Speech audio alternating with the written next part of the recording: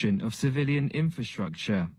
The city's mayor, Vitaly Klitschko, said some houses and cars caught fire after being hit by debris from drones. He said the attack damaged electricity lines and left more than 140,000 people without power. In the northeastern city of Kharkiv, at least 5 rescue workers were killed while putting out a fire caused by Russian strikes. Russia also says its territory has come under attack from Ukraine. The BBC's Simon Hancock. President Trump is on his way to the G7 summit in Europe, where the Iran peace deal, as well as the ongoing war in Ukraine, will figure prominently on the agenda. And watching Wall Street this hour, stocks are sharply higher. The Dow is up 578 points, gain of more than 1%. The S&P 622 points higher. It's up more than 2%. Townhall.com.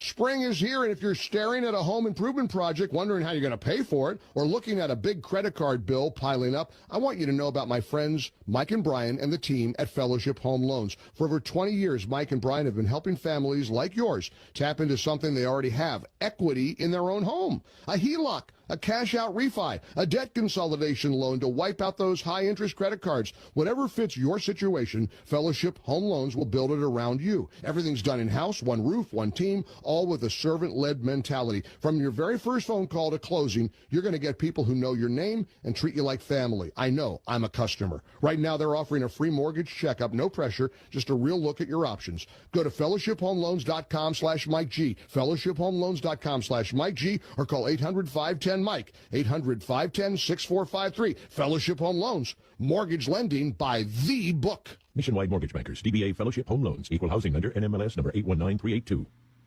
This hour of News Talk STL brought to you by Chris Cooper and Serenity Wealth Management. Business owners, download your free playbook for financial clarity at SerenityWealthBiz.com. That's SerenityWealthBiz.com.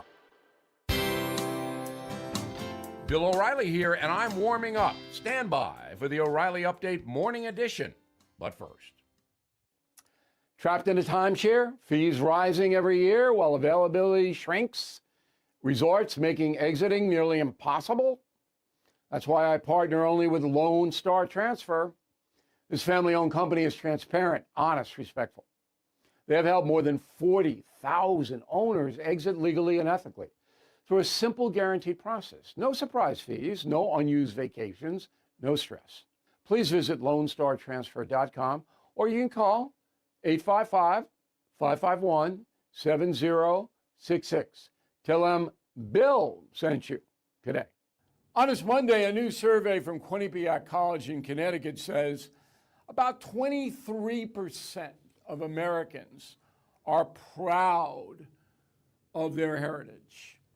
That's a so-so number. It's not catastrophic. And, you know, we have a lot of loons in our society. We have a lot of people who are alienated. We have socialists, we have communists, we have fascists, we have criminals. So 23% not really liking their American status isn't crazy. Most of those people, however, are between the ages of 18 and 24. Now, I went through the Vietnam War situation. I saw the protests.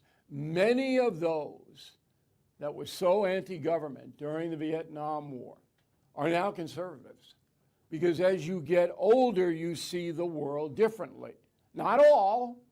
I still have friends that are hippies at heart, and they don't like the government or whatever it may be. But most Americans kind of graduate in their thinking. And I'm not very worried about this poll. I do believe you should love your country. If you read my books, if you know the history, you will love it, because we are a noble nation. Back in a moment. Homeowners, when is the last time you checked your home title? Scammers are everywhere, and they're targeting your equity. With just a single forged document, they can file at the county. So don't wait until it's too late. Find out if you are already a victim today. Please go to HomeTitleLock.com. Use the promo code BILL to get a free Title History Report, plus a free trial of their $1 million triple lock protection. That is the Morning O'Reilly Update. More analysis later on. This hour of the Vic Porcelli Show brought to you by Connor Roofing. You can count on Connor for all your roofing needs. Visit ConnorRoofing.com. That's CONNER Roofing.com. Vic Porcelli. Come on, you're Italian. You understand. Every day is a busy day all of a sudden. You talking to me? You talking to me? Tough and smart, and I love Italian, so, he's definitely Italian. At least I have this show to come and talk about it and let some stuff up. What kind of a show are you guys putting on here today? The Vic Porcelli Show. Good morning, freedom fighters. Kenny Williams. Good morning, Vic. How you doing, baby? I'm wonderful, man. We're surrounded by so much patriotism and just a love for America. I don't know. It's overwhelming almost. Not almost. It's overwhelming. It is, actually, yeah. It's overwhelming. And I mean, it's just a beautiful Mid-America Veterans Museum that work totally on donations. We'll talk about that later. Yeah.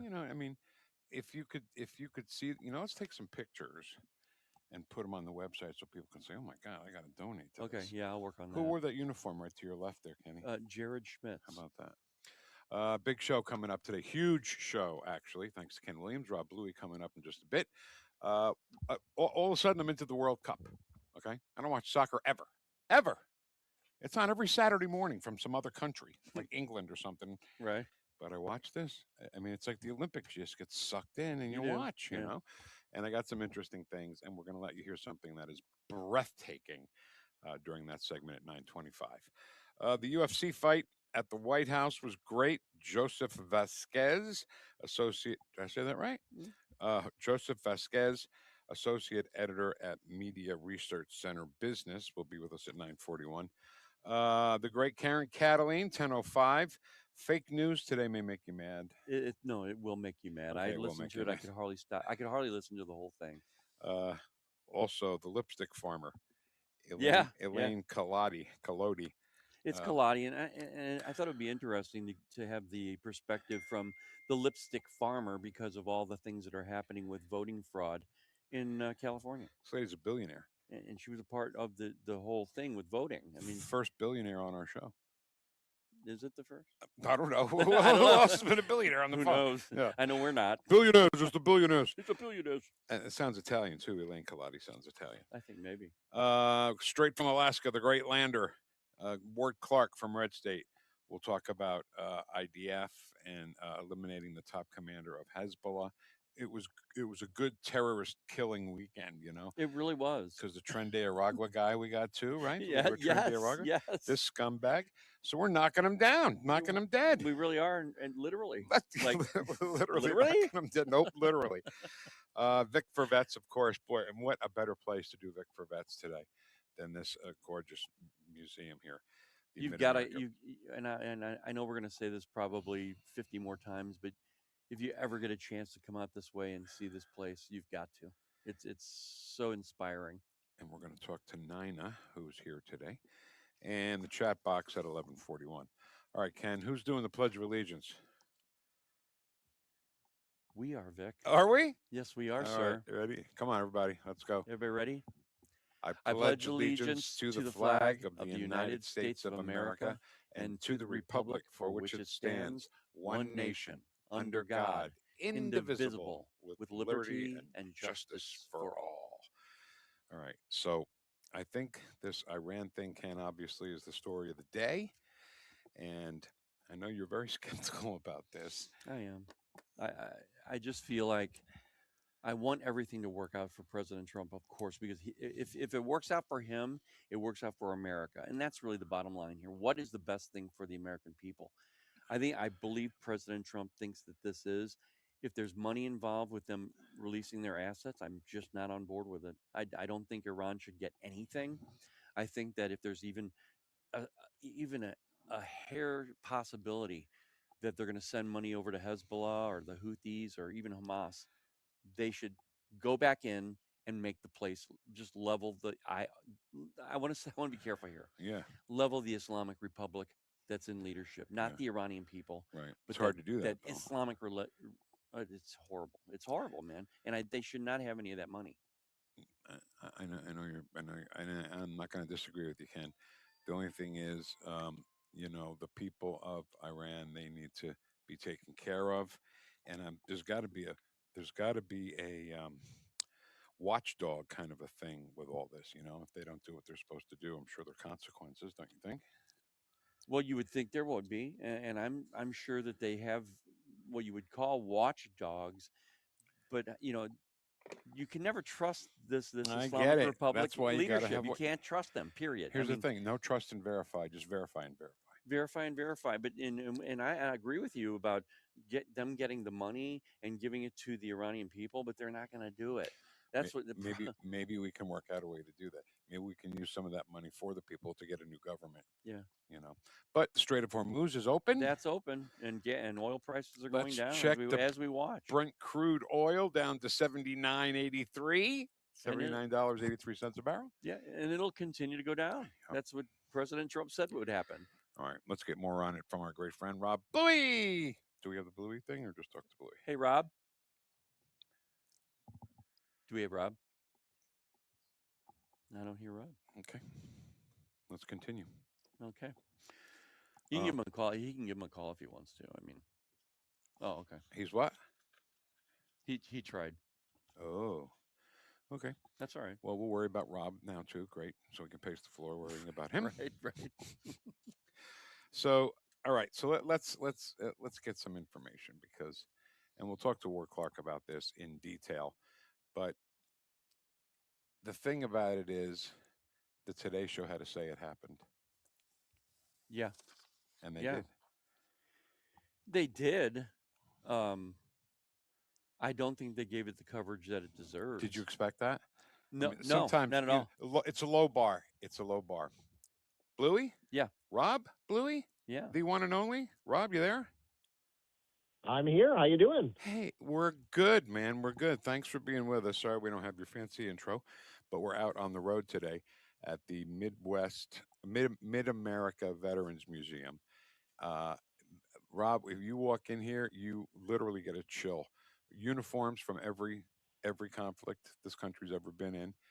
Right to Ken's left is a uniform that Jared Schmitz from the Freedom 13 wore. His actual uniform is right here. It's very patriotic and very breathtaking, right, Kenny? It really is, Rob. I mean, we talk about the Vic for Vets initiative and how we didn't have the honor of serving, but this is helping. This is helping me a little bit. Me too. And Vic, and this is the perfect fit for the Vic for Vets. It really is. It's a nice place, Rob. All right.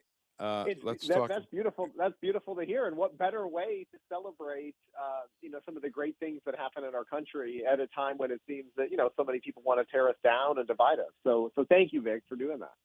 No, it's all Ken. No, Ken's the show. Don't forget that. Thanks, Rob. We appreciate it. All right, let's talk about Iran. I was excited over the weekend because this deal was so close, and every lefty on social media, look, he surrendered. But this is a huge thing if it all works out, right, Rob?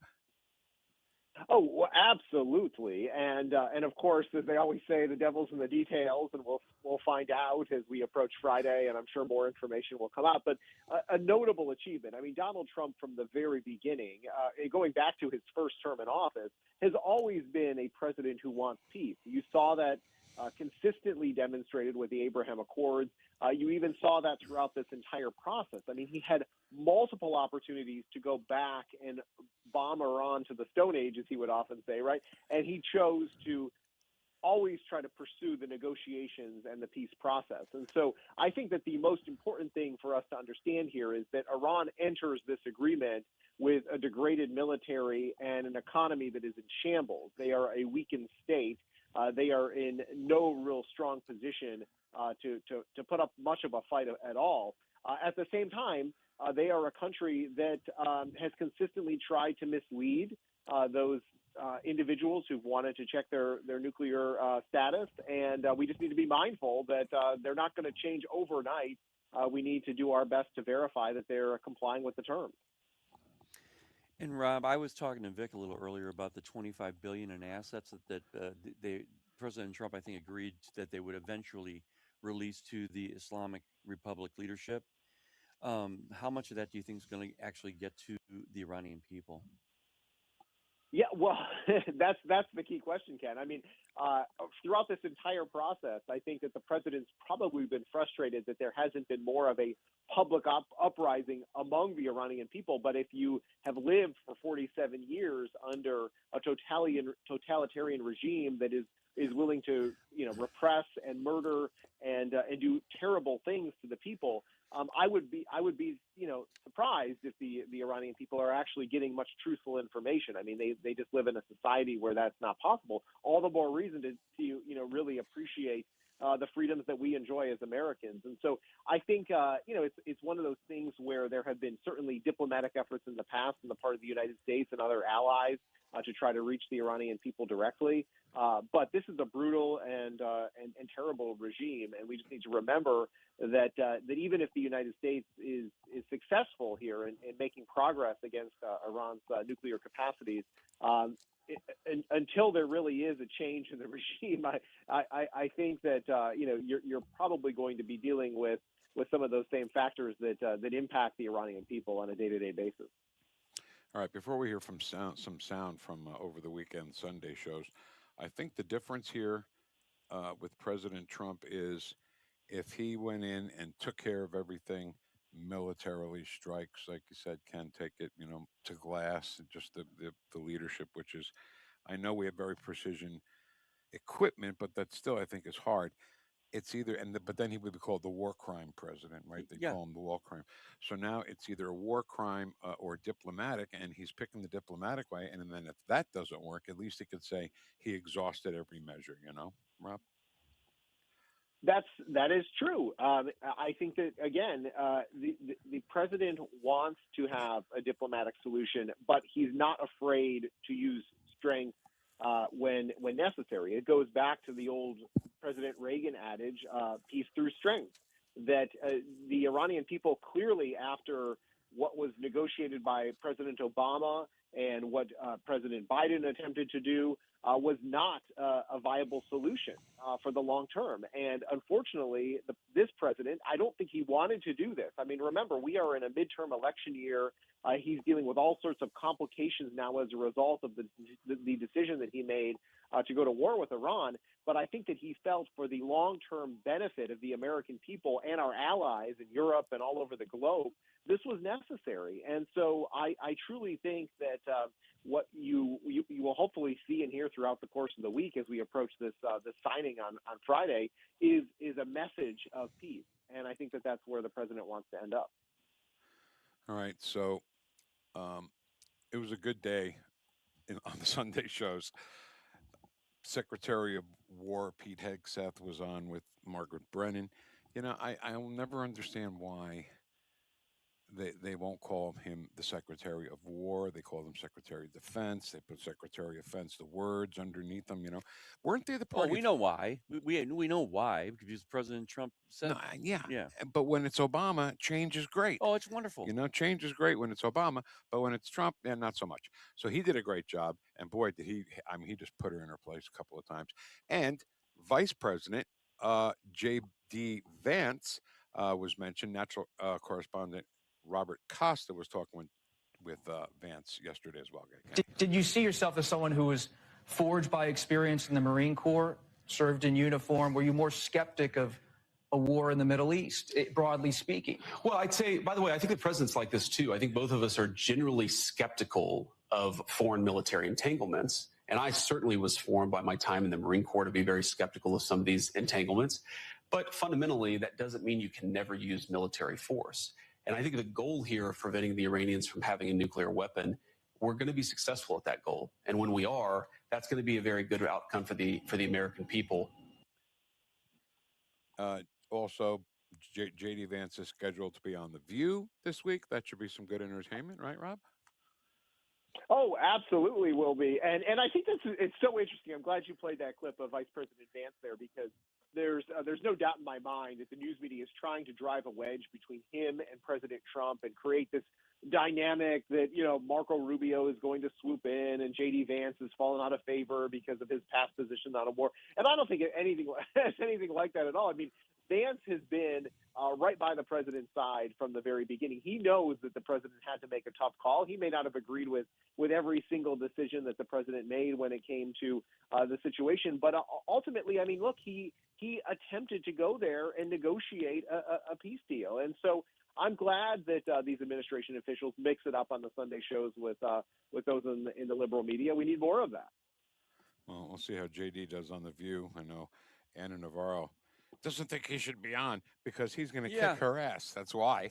Right. She's afraid of him. I don't want him on because he might say something. Because he's smarter than me. All right, Rob. Always great having you. Thanks for being with us. This place is great. We just want to point that out again. Rob is the president and executive editor of the Daily Signal. Rob, thank you so much. We'll talk next week, sir. Thanks, guys. Have a great week. See you, Rob. The Sunday shows are used to people who kowtow to them as Republicans, and they're not used to Trump or Vance or Hegseth fighting back. Well, I don't even know. It's not even so much that. I think that, like, when you have the Sunday shows during, like, for example, the Biden administration, all they had to do was they had to bob and weave all the time and get through the lies and, scheme and all the things that they were saying about how Biden was, he's so cognitively there and he runs up and down the halls. They had to lie all the time. All the Republicans and conservatives have to do, Vic, is go on these shows and just tell the truth. That's all they do. But they have to pay attention. They have to pay attention to what the host is saying, because Margaret Brennan brought up rumors that we don't have enough ammunition and everything. And Hegseth's face got mad. He goes, no, that's a little thing that you guys in the media dreamt up. That's being on the offensive, isn't it? Exactly. Sorry. That's the first time I know. That's all right. I'll get a lot more of those. I'm used to being over here. All right, let's go to break. When we come back, we're going to talk about the World Cup. I don't know how hooked I am, but boy, I was revved up about them winning. I'm really interested to hear this because I didn't think you would be. I do have some questions about the game itself. That's all coming up. So thanks for being with us, and be sure you donate to this wonderful place. We're at the Mid-America Veterans Museum. If you go to mavm.org, there's a button, the first button that's red, white, and blue. Yeah. Donate is the button. Just click on that and donate to this place, because this place gets no funding at all. Not from the government at all. So that's how they do it. All right, we'll be right back. Stick around. 101.9 and 94.1 News Talk STL, celebrating 250 years of America and 5 years of us. That's pretty good. We're getting there. We'll be right back.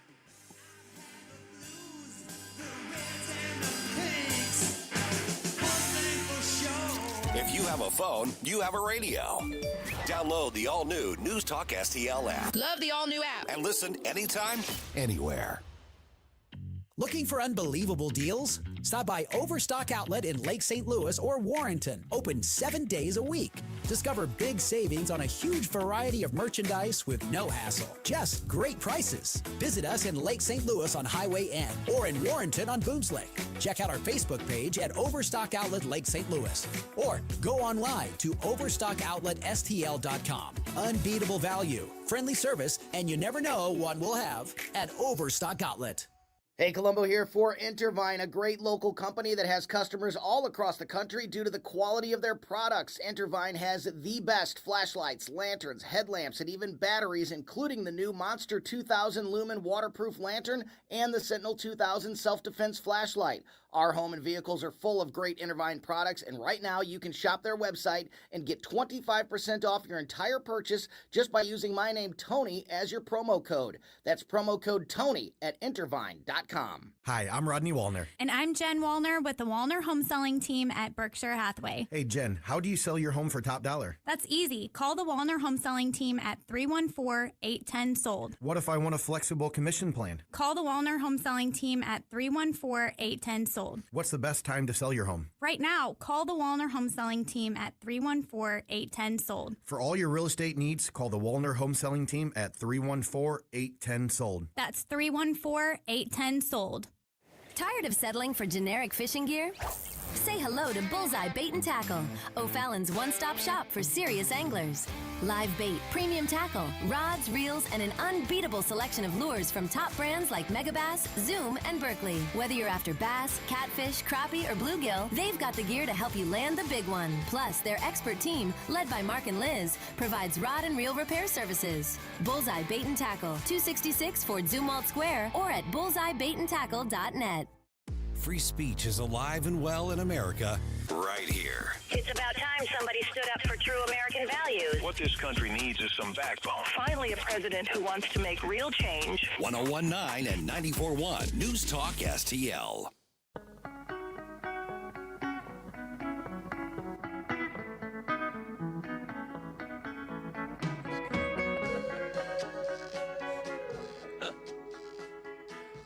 I think we're in. Oh, hi, everybody. I hope all that didn't get on the air there. We're talking about. Probably every bit of it did. Welcome home to 1019 and 94.1 News Talk STL. I'm sorry, you're going to hear this a lot from me today, but you know what? This is a patriotic place, man. It's the Mid-America Veterans Museum. It's not big, but boy, it goes on forever here, isn't it? There's so much here. You plan to spend at least a couple of hours.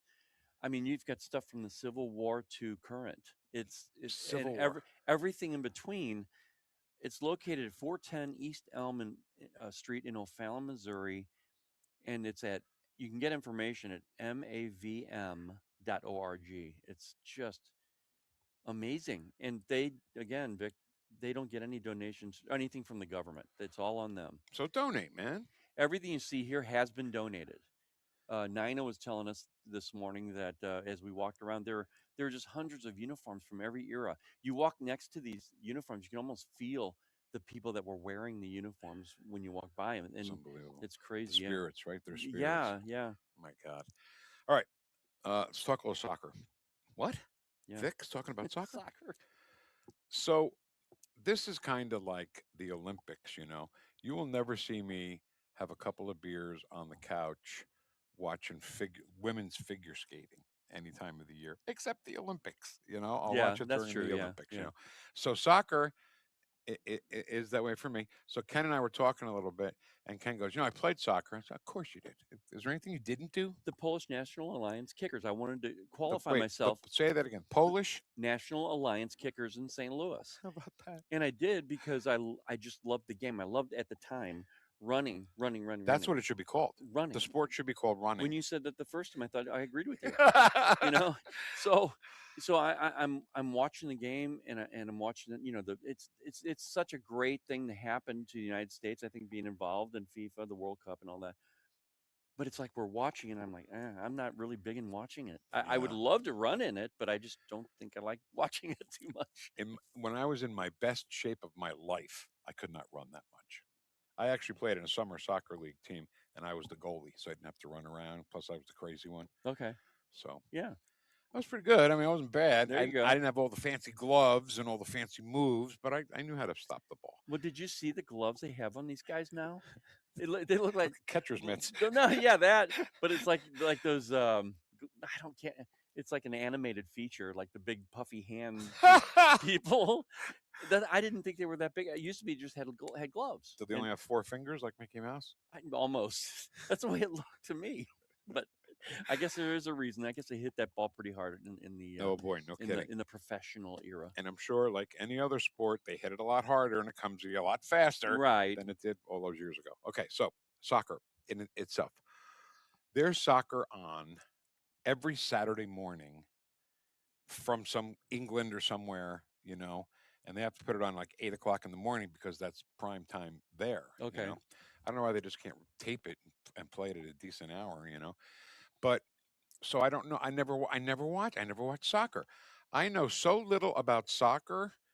I didn't know how the game started. You know? Oh, okay. No like face off, no drop the ball, no kick off, nothing. Just okay, here you go. I'll kick it to you, teammate, and then you kick it back to me, and then we'll go. Yeah, it's different. So different. The timing of all of it. I mean, how it ends. The time. Oh my God! And the clock runs up instead of down. Yeah. What the hell? It's very, very different than what we're used to in this country. We're used to segments. We're used to timing exactly perfectly and all that. And they're just kind of like, I know I noticed that when I watch these professional games, near the end, I'm just going, okay, how far we gotta go? And then each time you think, oh, okay, it's done now. No, not yet. Ah! It's still going. Okay. Well, they scored 4 goals for the first time, I think, in the U.S. FIFA history. And I put on Facebook after the game was over. I said, "Well, I hope they're all this easy. I hope the games are all this easy."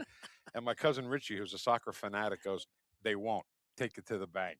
But then he said, "USA, USA." Well, My- there's an ad, Vic, that even says, do you believe in miracles? And then they show the American team actually winning. Yeah. And it's like, keep that in mind. Believe in miracles. Well, what's the cool thing about that? The cool thing about that commercial you're talking about is, it's okay. So we won. If America won the World Cup, people's in the streets, right, arms up, they're cheering, they're crazy, and then the guys are in the bar, and the guy goes, "Wait a minute, are you telling me you think the USA is going to win?" And then you hear the voice from off camera and says, "Hey." And then you put the camera, it's Michael Ruccioni from the 1980 hockey team. That's it. That's Yeah. the commercial. And he goes, "You Yeah. don't believe in miracles?" And then he puts a pretzel in his mouth and he walks out. So, I was very happy that they won. 4 goals is pretty darn good. A lot of upsets. A country called Curacao got a tie. They didn't win, but they got a tie. And that's all they can hope for sometimes. Yeah. Because what's so weird about it also, we talk about how odd it is, that the whole thing about soccer and the way they play it and the way they keep score too.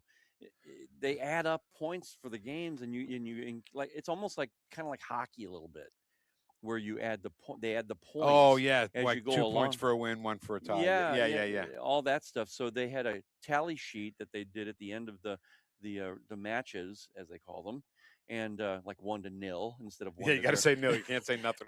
They know you're not a soccer fan. Exactly right. And I saw, oh wow, the United States doesn't do it too bad. They got this number up here. I'm like, all right, Don't know what it means. It's good though. So far, the clock goes up. That confuses the heck out of me. I'm used to clocks counting down. Yeah. But I don't think there's a certain amount of time. I think it's whatever. There's always extra time. They add extra time. What the hell is that? Well, I think there is a certain amount of time, 60 or 80 minutes or something like that. I think it's 90. Oh, is it? I saw 90. Well, that'd be good too. And then after that, it's whatever. Whatever what? Well, I think how many times they flop, because I see that a lot. So it's a penalty? A They lot of add flopping. time for penalty? I think they add time for the times that they don't play. Like when they have a timeout, I guess you would say, when someone falls, then they add that to the end or something. It's something like that, I think. And a lot of LeBron flopping going on. Clearly nobody touched him. It's strategy, though, Vic. I Oh, I heard. get it, I get was it. complaining to somebody who actually is big time, like a big fan. My nephew Tyler, by the way, he is a big fan of this, and he goes, "Yes, that's part of the strategy." I said, "Come on!" I said, "The goalie, he's laying there. He looked dead. The guy was laying there for a few minutes. Both teams, doctors came out. And they're on top of him. The players from both teams were there, and the guy then sits up and he goes, "No, I'm good. I'll play." It's like, what? Oh my I God. thought he was dead, and he's playing, and then he got a penalty actually on him for Yeah. time delay or something. All right, Something. so what's with the yellow card? And are there any other colors? A red Just card, a red red and card, yellow? yeah. No green card? No, No, then that would be racist, right? That would be. Yeah. No purple card? What's with the cards? I think a yellow card's just a severe warning about Ooh. something, but a red card is you're out. Apparently, You're ejected. Yeah, you're ejected from the game. Now, when you play soccer, when you come out of the game, can you go back in? I don't think so. You can't? I don't think so. So it's the same 11 guys just running like crazy for 100 hours? Oh, you mean for? Oh, yeah. No, they have people. So you can come in and out of the Yeah. game? Yes. Oh, yes. okay. I didn't know that was what you So meant. baseball is still the only game where if you come out, you can't go back in. But that's a whole nother Yeah, that's nother discussion. substitution thing. Yeah, that's what you're talking about. But Ken, I really think they should have something a little more ceremonial, a little more fun to start the game. Football's the kickoff. Kickoff time. Drop the puck in hockey. Jump ball in basketball. And soccer's like, here you go. I kick it to you. You kick it back to me. Honestly, I don't know how the pros do it. Do they flip and then the team that wins the flip get the ball first? Yeah, that's not even what I'm talking about. So okay, you win the flip, and then what do you get to do? You get to kick it 5 feet over to your buddy. Right. nothing. I was waiting for something really big. Like a gigantic kickoff from one side Yes, all the way Ken, to yes. the other, and then they kick it back. That's what the flip should be. And they right? should, and you know what they should have if they do that? They should have, because they could get kind of rough. They should wear equipment, like maybe shoulder pads or a helmet. Or wait a minute, That's our game. We already do that. That's our game. So I don't know, something a little more. I don't know. I know what you're saying, but it's celebratory. It's football, Vic. Like a ooh.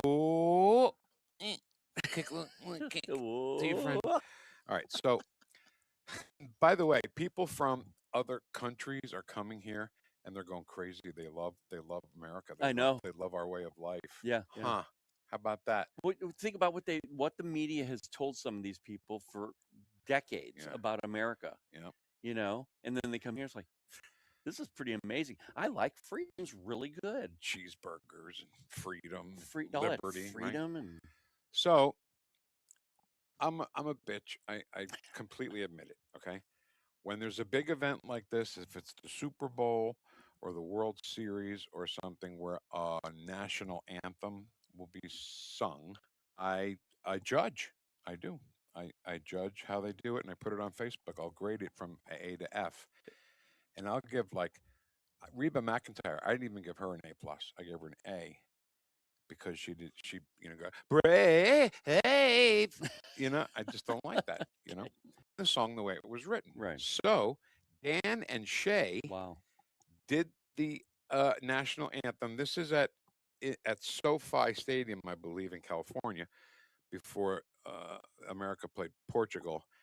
And I watched this intently. I listened intently. It's a perfect A+. The harmonies, and I was just stunned. Can we hear it? Yeah. Here we go. National anthem. Please remain standing if able for the national anthem of the United States of America. Oh, say can you see the dawn's early light? What so proudly we hailed at the twilight's last gleaming, whose broad stripes and bright stars through the perilous fight. Oh, the ramparts we watched were so gallantly streaming, and rockets red glare, the bombs bursting in air, gave proof through the night that our flag was still there. Oh, does that star-spangled banner yet wave? Oh, the land of the free and the home of the brave. Perfect. Ken, it's perfect. It's perfect. That's the way the national anthem should be sung every single time. Dan and Shay, great job. All right, we've gone way too far, but and they're coming to St. Louis apparently. They're coming to the Hollywood Casino Amphitheater. They're country. Are they country guys? Country? I think so. band? Yeah. I don't know. I've never heard of them before yesterday. All I know is I'm a fan now. Or Friday. Me too. I'm a fan. And I got to tell you, if you listen to that and you didn't get patriotism running through you, but you have died in your sleep. Did you hear the people yelling how loud they were? Yeah. Now, here, listening to that here, and my eyes were like a camera going over all the uniforms of all the people here. Yeah. I was like, oh my God.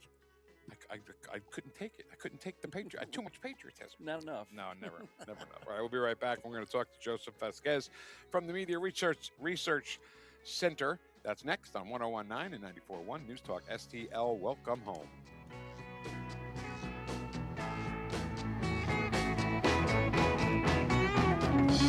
Colombo and Company. Join us every day for conversations with a wide variety of guests as we keep you informed and up to speed on all the important news and headlines you need to know. Live and local, weekdays at 2 on NewstalkSTL. Hi, I'm Dr. Alan Link, owner of the Dental Link. You've heard ads about teeth in a day, but did you know that you will be chewing on plastic, acrylic teeth? Here at the Dental Link, we can give you porcelain crown and bridge teeth utilizing mini dental implants that function much more like real teeth at about half the cost. Plus, mini dental implants are less invasive, less painful, and your recovery time is much shorter. Give us a call at 314-794-6464 or simply visit us today at thedentallink.com. License number GL250000615. Hey, Dad, what causes drains to clog? Grease, hair, soap scum, and tree roots. Tree roots? This town has old pipes and big trees. They find each other. They grow inside pipes? They bust into pipes. Whoa. Once they're in, the water stops flowing. Can we fix it? The big green grasser machine can fix any clog. Green is always grasser at grasserhomeservices.com. Rhino Shield is engineered to outlast paint, formulated to outsmart the elements. Rain or shine, sleet or snow, mold or mildew. Our home exterior coatings intelligently designed to stand up to Mother Nature. Call 877-25-RHINO or 877-25rhino.com.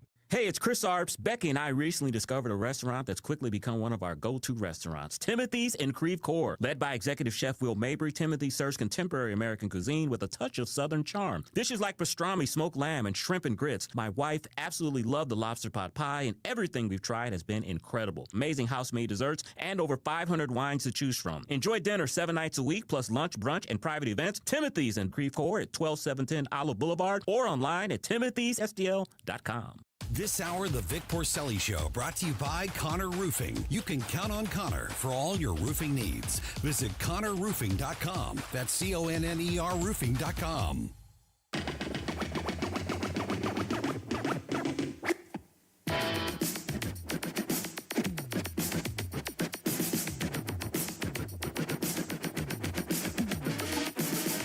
News Talk STL. We're live from the Mid-America Veterans Museum, umavm.org. They get no governmental federal funding of any kind. Any money they get to run this place comes from you. So go there and hit the donate button. I got to tell you, I can't listen to that national anthem and looking at all these uniforms. It was a little overwhelming for me. Yeah, and it is. If you come here, you're. Thank you, Dan. Listener Dan just came up with and gave us a submission for Vic for Vets, our honoree or honor roll. And if you get a chance to do that, Ken at NewstalkSTL.com, by the way. But yeah, you walk around here and wait. And Dan gave us a Vic for Vets for his dad. For his father, yeah. So who knows how far back we're going there, right? Right. Yeah. All right. Let's talk about the big UFC fight last night at the White House. Joseph Vasquez, associate editor of the Media Research Center of Business. Joseph, did I say your name right? Last name? Yes, you did. Yes, you did, my friend. Thanks for having me. You bet. I don't want to screw it up by messing up your name. All right, so the UFC fight last night, the left, if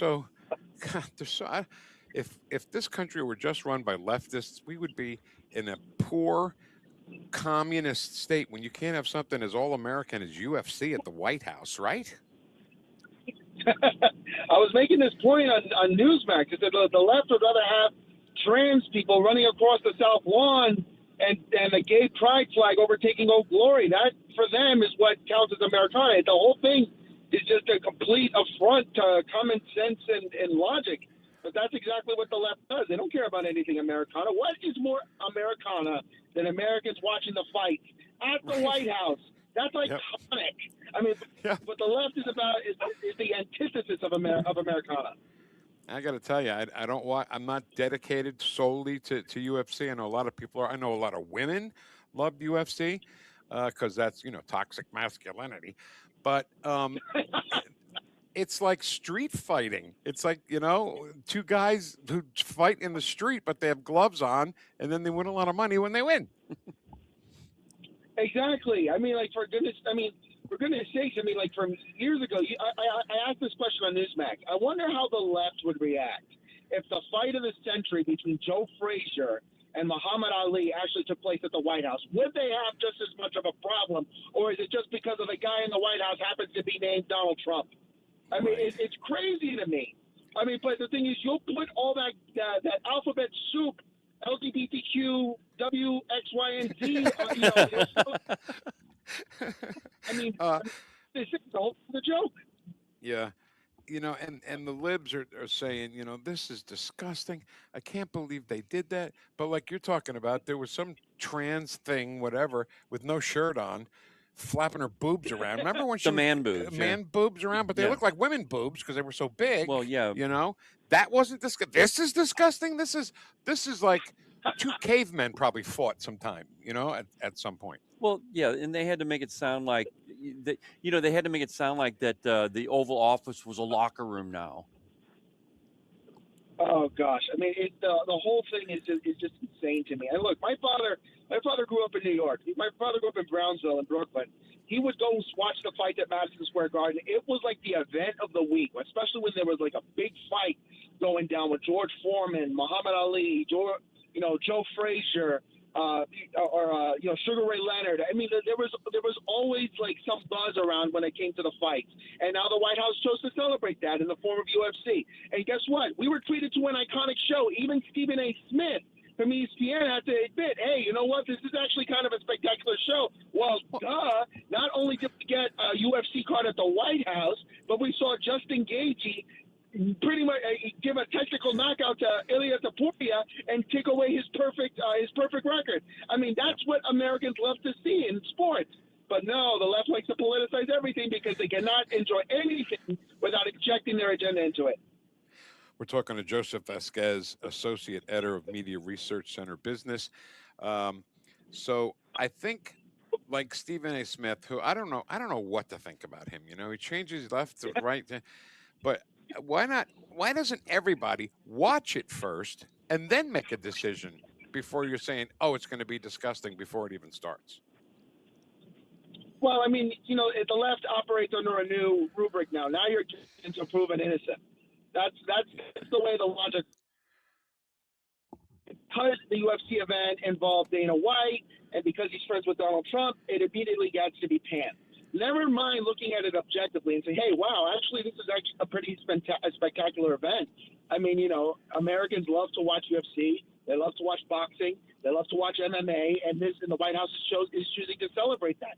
What in the world is wrong with that?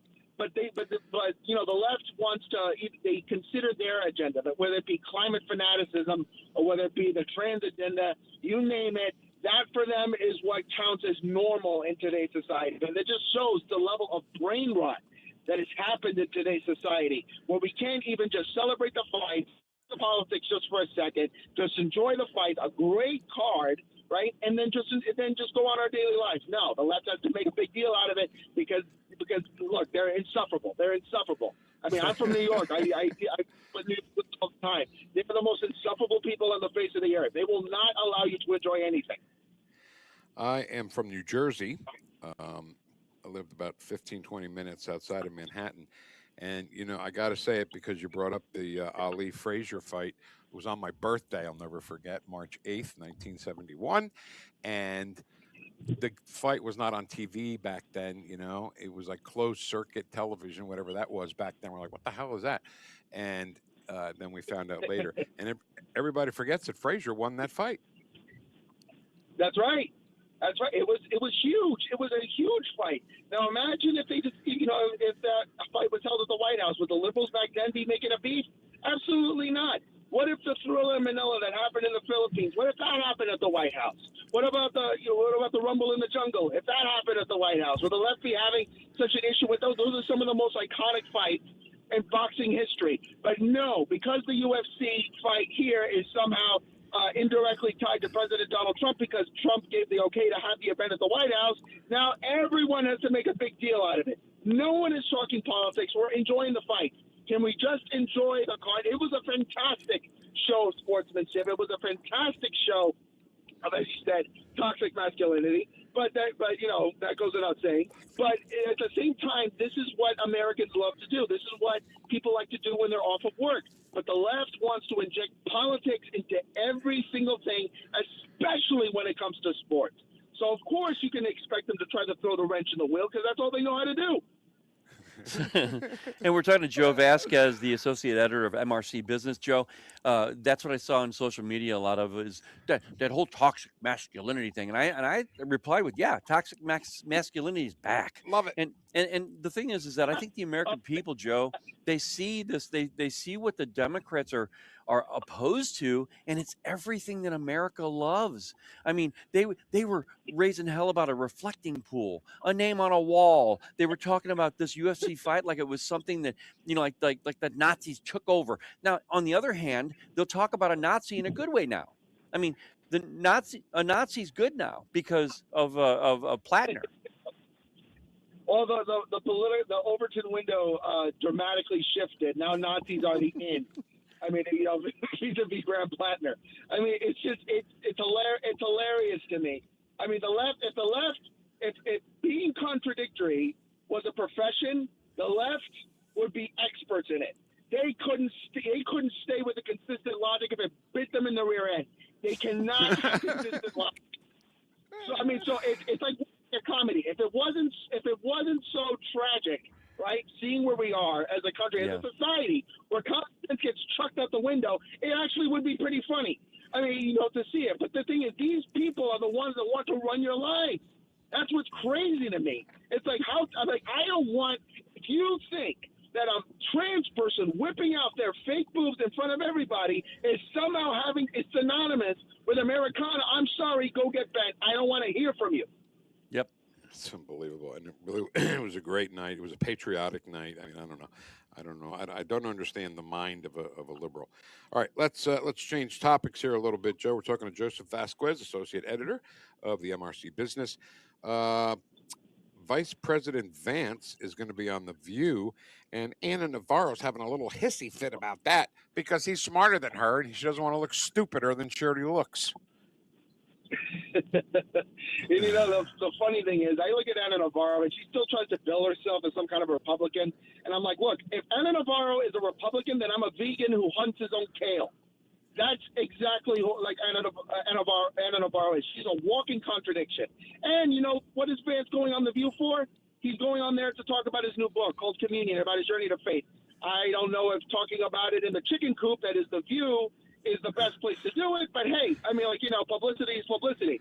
But Anna Navarro, she's so high in her own ego, she can't stand talking to people who have a different opinion than her. That's why she's one of the most insufferable people on The View, because she looks down her nose at people who think differently or people who happen to support the president vis-a-vis J.D. Vance or anyone else, and then she makes a beef about it. And I'm like, for goodness sake, if you are The View, if you like to talk, about what's going on in the world, then you should be able to have a cordial conversation with people. And apparently she's going to bring up Epstein. She's going to bring up his connections to Trump. I'm like, what connections to Trump? He's there to talk about his book, about him coming back to faith.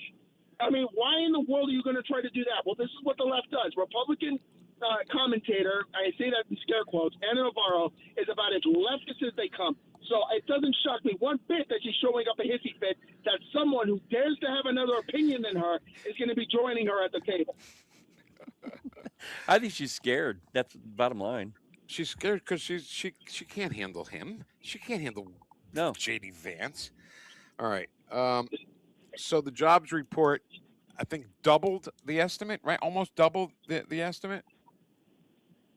That's exactly right. As a matter of fact, the jobs report eclipsed the consensus estimate by about 115%. And, the New York Times, their first reaction was, oh, my gosh, stock market is falling because traders are now worried that the Fed is not going to cut interest rates. Like, oh, that's the story? It wasn't that, the jobs market actually could be a bit more healthy than what you made it out to be for the last few months? No. You want to talk about how the stock market is losing cap because traders were betting on a weak economy so they can get cut interest rates. I'm like, really? That's the story? Would you do the same thing in the Biden administration? Would you make when inflation was going through the roof and and there was absolutely no chance that the Fed would cut interest rates. If jobs reports were blowing out expectations like that, would you be talking about the stock market falling? Absolutely not. But it's because the New York Times arch nemesis White House. That's why they're having an issue with it, and that's why they made the stock market, which changes on a day-to-day. Trying to predict long-term trends in the stock market is like trying to predict the weather. I mean, but of course the New York Times are trying to make that the story just because the commodity traders who are about as impulsive as all get out, lost a bet. This is what the left does. They twist the narrative however they can in order to fit their agenda. And what does it mean? For Trump, it doesn't matter if the jobs market adds jobs. It doesn't matter if the jobs market outperforms expectations. You lose either way. That's the kind of narrative they're pinning against Trump. And, Joe, let's not forget the word that they used on the left all the time during the Biden administration, transitory. It's transitory. Don't worry about it. It's just transitory. And meanwhile, it climbs all the way up to 9.1% inflation. And they were good with it. They were fine. Good with it. It's good. I hear the word transitory and my eye twitches because the person that comes to my mind is Paul Krugman.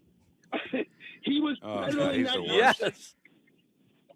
I could not. Every time I heard the word transitory, I wanted to break a wall. I was so sick of inflation continuing to go through the roof, and then people looking at me straight in the face on TV telling me that it's somehow being temporary. Hey, and then Paul Krugman tried, when it was going on for months, when inflation was going through the roof for months, he tried to come up with a new term. He tried to come up with a new term called long transitory. What in the world does that mean? Can someone explain it to me? That's crazy. Hey, we got to have you back, Joe. No Joseph kidding, Vasquez, man. Associate Editor of the Media Research Center Business. Incredibly insightful and entertaining, Joseph. So please agree to come back and talk to us again soon, okay? Absolutely. Looking forward to it. You take care, guys. All right. Take care, Joseph. At Newsbusters on X. Yes. And they got a bunch of that. They got a great bench. They do, man. We get them every week, yeah. All right. So next hour, we're going to talk to Karen Cataline. Can I put up a... I like editorial cartoons. I don't know if you know that. Oh, yeah. And there was one that really touched me, and I really believe that it touched Karen, too, by her reaction on X. So we'll go over that, a lot more, coming up live on News Talk STL. There's an old way to buy a mattress, and there's a new way. The old way, lay on a few mattresses, guess, and hope you got it right. The new way, at Snooze Mattress Company, we use dream mapping technology to measure your pressure points, alignment, and support needs before you buy. No guessing, no pressure, just a mattress matched to your body. And during our birthday celebration month, you'll find some of the best opportunities of the year to invest in better sleep. Experience the new way to buy a mattress at Snooze Mattress Company in Chesterfield. Because when you sleep better, everything gets better. Dude, this house is perfect. Crumbs everywhere, sticky counters. I've already texted the colonies. Sweet. I'll bring my 500 cousins. This'll be the biggest ant rager of the summer. Let's party! Wait, what's that sound? Oh, no, it's those trucks with the green wheels. Party's over, man. Party's over. This is Derek, the owner of All Solutions Pest Control. We'd love to help you out. Give us a call today for a free estimate at 636-486-7888. If a pest-free home is your goal, call All Solutions Pest Control. When you're approaching retirement, there are a lot of questions to answer. Do you have enough money to fund your income for life? How should you claim Social Security? And what's your plan for health care and long-term care? Hi, I'm Eric Robert, Director of Investments with the ClearPath Wealth Management Group at Stifel and host of On the Money Saturday mornings at 9 on News Talk STL 1019. Don't leave your retirement to chance. It's crucial to understand and address relevant risks before you retire. Our team can help you get organized, guide you through critical retirement decisions, and create an investment portfolio designed around your needs. To schedule your free retirement plan consultation, go to clearpathinvesting.com. That's clearpathinvesting.com. Or call us at 636-695-2650. That's clearpathinvesting.com or 636-695-2650. Stifel Nicholas and Company Incorporated. Member SIPC and NYSE. KLDY HD3 Clayton, K270BW Bellefonte, KNBS Bowling Green. This is News Talk STL at 1019, 94.1, and always streaming at NewstalkSTL.com. Breaking news this hour from Town Hall. I'm Rich Thomason.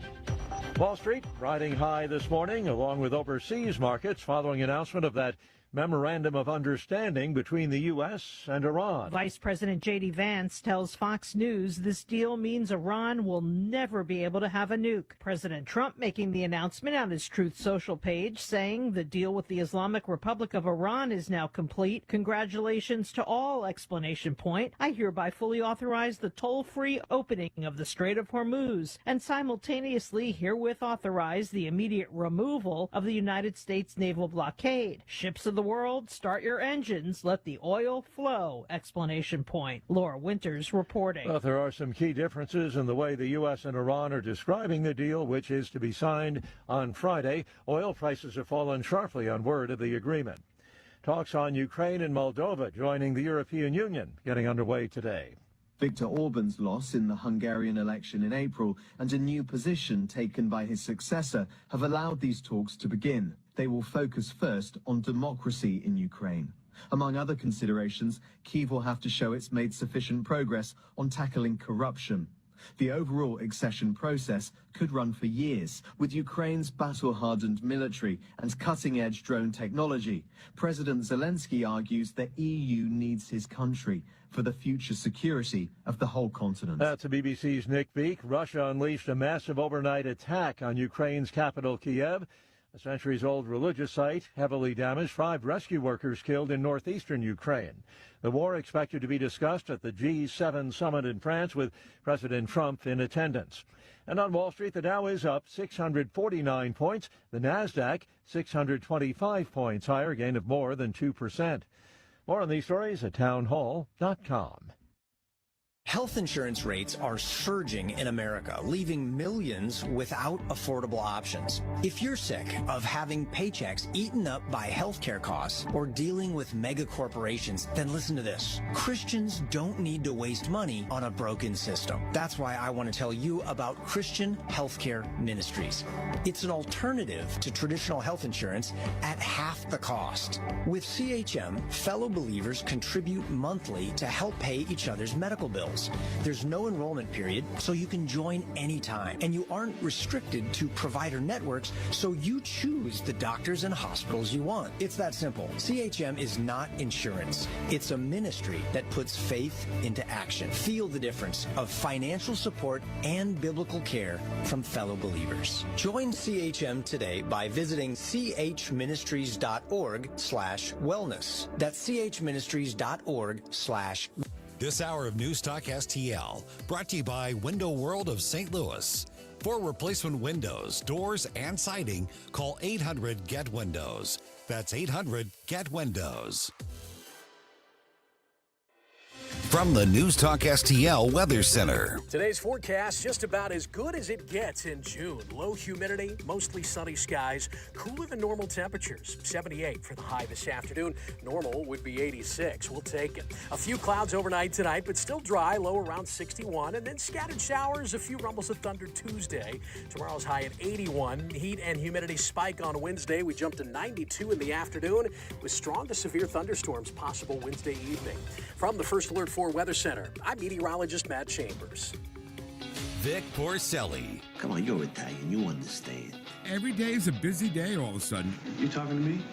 You talking to me? Tough and smart, and I love Italian, so, he's definitely Italian. At least I have this show to come and talk about it and let some stuff up. What kind of a show are you guys putting on here today? The Vic Porcelli Show.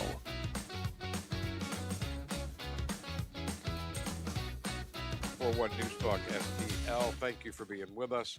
We couldn't be happier to be broadcasting today from the Mid-America Veterans Museum. And I know I'm overstating it. I don't think I'm overstating it, but certainly belaboring that all these uniforms, Ken, that go back to the cavalry, U.S. cavalry, riding on the horse with the flag. Yeah, it's pretty amazing.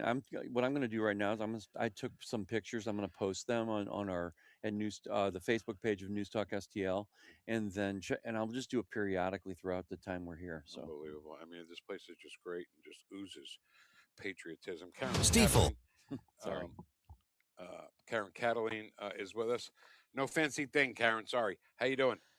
I'm doing great. You guys do the coolest things. Congratulations on doing that. I wish I could be with you. Oh, we wish it could too. That'd be great. Well, we're going to try to make you be a part of it because Ken's just mentioned he's got some pictures he's going to put up from here. Karen, I don't know if you saw the World Cup when Dan and Shay did the national anthem before the game with America and Paraguay. It was so great and so perfect and so simple, like it's supposed to be. And we played it, and as we're playing it, my eyes are like I wish my eyes were a camera because my eyes are just going from uniform to uniform in this place. Karen, uniforms go back to the U.S. Cavalry. Mm-hmm. That's amazing. I'm sorry I missed the anthem. You played it. We did. That cool. Do you want to play it again?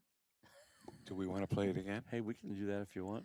What? Be more patriotic? How dare you? I'd like to hear it. Jew, ask for more patriotism. I'm ready. All right, Please, All right, he may says I it have actually. some more? Okay. Here we go. Please remain standing if able for the national anthem of the United States of America. Oh, say can you see by the dawn's early light what so proudly we hailed at the twilight's last gleaming, whose broad stripes and bright stars through the perilous fight, o'er the ramparts we marched, were so gallantly streaming, and the rocket's red glare, the bombs bursting in air, gave proof through the night that our flag was still there. Oh, say does that star-spangled banner yet wave o'er the land of the free and the home of the brave.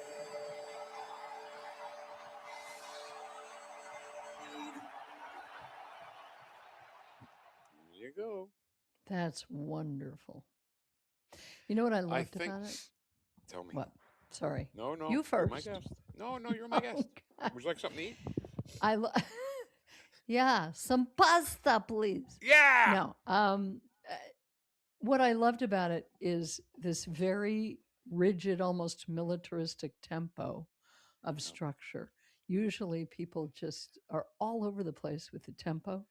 They were very, very deliberate. I loved that. The harmony was beautiful. No wonder you loved it. It was great. I did. I love harmony. I guess you know that already. But I love it too. the crowd could hardly contain themselves, Karen, at a soccer Yeah. game. Yeah. You know? It's so great. And here's the thing. Better that than that a win in the NBA after however many 50 years is an excuse to riot. I like this better. I'm glad you brought up the NBA because that big, goofy 7'5" guy, Victor Webley. Hey, be careful. This is a Texas team. You watch out. Hey, look, get some Texans on the team and I'll talk good about them. But during the national anthem, he's got his arms crossed like he could care less about the national anthem. Yes. Wemby? I didn't see that. Wemby, is that his name? Well, that's what people call him, Wemby. He's like 7'5", and he looks like a baby giraffe. Yeah. He is a giraffe. But he doesn't care about the country who gave him the opportunity to make millions of dollars playing basketball. That's very unfortunate. He maybe got brainwashed. But, lots of interesting sports political stories over the weekend. So. Would you like to Anyway, did you remember what you were going to say when I jumped in? Karen, that was seconds ago. I have no. Okay. I can't. All I right. don't have that kind of retention. Okay. I do want to say though that Yes. I hope that the national anthem that you heard just now from the World Cup, and then last night I was told, I didn't see it, but one of our listeners said the Zach Brown band did the national anthem at the UFC at the White House fight last night. Perfect as well. I didn't see it. I graded every time there's a big event and there's a national anthem. I grade it like anybody cares what I think. But sometimes I give it a C. I think they do. They listen to you 5 days a week. Just saying. Bless their hearts for that. Yeah. But I gave it. I said perfect national anthem, A+. So on a big stage like the World Cup and then the UFC fight, maybe we can get back into singing the national anthem the right way, the patriotic way, which is what Dan and Shay did in California over the weekend. That would be wonderful. Is that UFC fight where somebody had the audacity to say that Michelle Obama is a man? Yep. The left just crawled out of their skin, I got to tell you. Well, we'll just leave that right where it is. But it's firing up the Twitterverse, I can tell you that. And it's so funny, Karen. I think you'll get this. When you're who we are, right, patriotic Americans, you watch these fighters. They got to start their walk to the ring from the Oval Office, and they walked through the halls of the White House. And then finally walked out to the ring. And the left. What did the Today Show say? Oh, the Today Show referred to it as, they treated this basically hallowed ground, this room of history, the Oval Office, as a locker room. They hate America. That's the problem. Really let's be real about it. They love criminals. They love crime. They love deceit and hate and misery and unhappiness, and they hate this country. I think that's not a stretch anymore. Well, here's my biggest problem. If you look back just in the last week of what the Democrat Party, the media was focusing on, highlighting, Hakeem Jeffries, it was a reflecting pool. It was his name on the wall of a building. They were talking about things. This is the 250th anniversary of this country, and they're talking about the transgenderism. I mean, the American people, Karen, have got to see this. Well, it's the pettiness of, I know there was some poetic suggestion, the banal, whatever it's called. Remember that the audacity of being banal or something, that they reduce everything to stupidity, and then they jump up and down with their hair on fire over things that they want people to get upset about. But I don't think it's working right now. It's not. So just, I posted something, and I know you want to talk about something else, and I want to too. But I do know what I want to talk about. You don't know what I want to because I heard what you were saying before. Okay. We canceled, and I think it's important. But these cartoons are great, and there's one cartoon. Oh, we'll get to that. We'll get to that. Don't Resist get ahead of me. What exactly? Lower prices, safer streets, secure borders, better jobs, cheaper medicine, a stronger market, and less government fraud.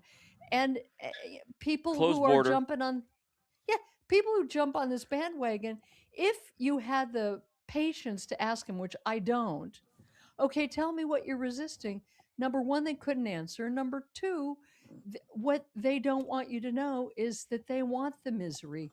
They want the unsafety. They want higher prices. They want to stick it to Trump. They hate the country.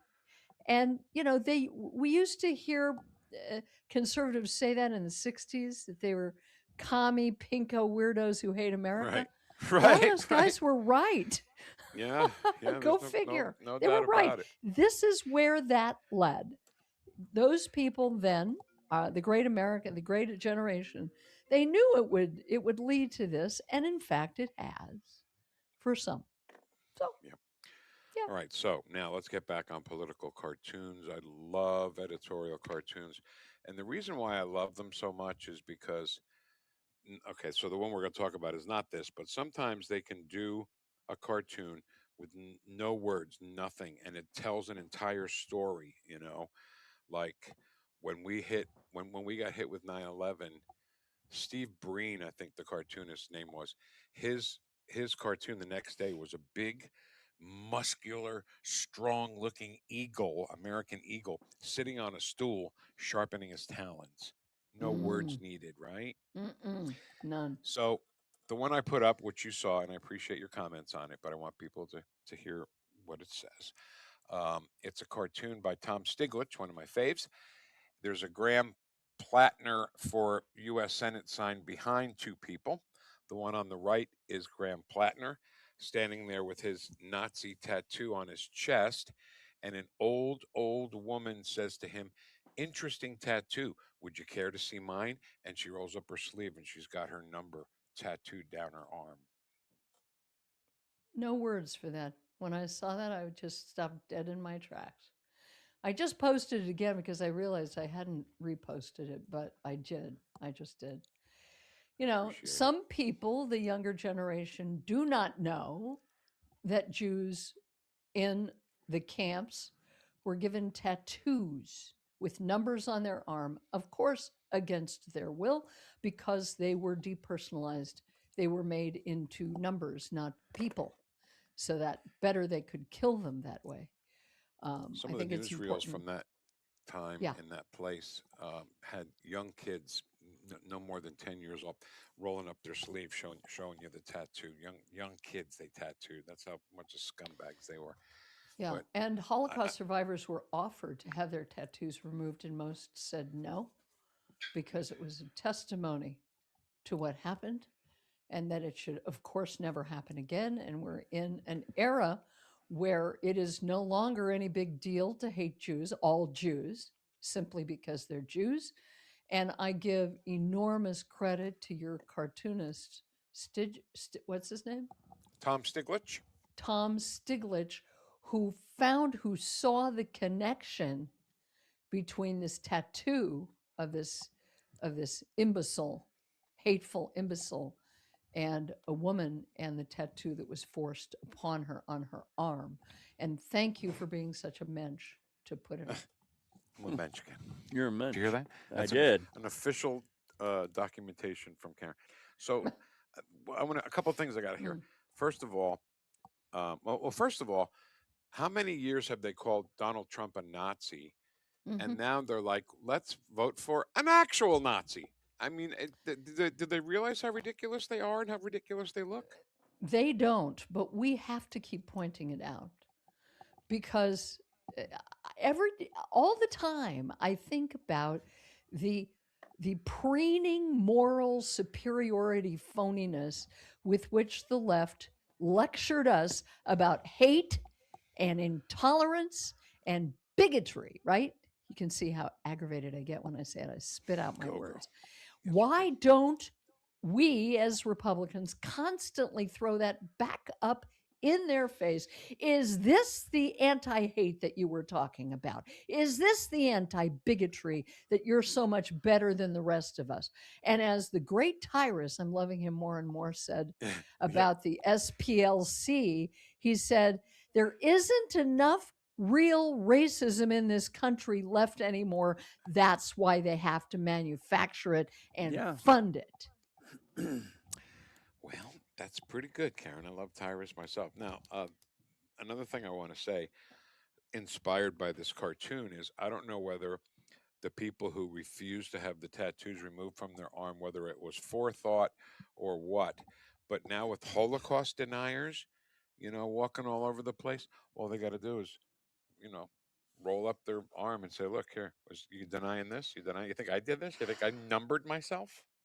The problem is that we've seen the lack of care or interest in logic when it comes to totalitarian, the real fascists, the real haters, the real communists, the real bigots. They don't care about reality. The people paid to protest and the bandwagoners that are out there causing hate and discontent, they don't have time for truth.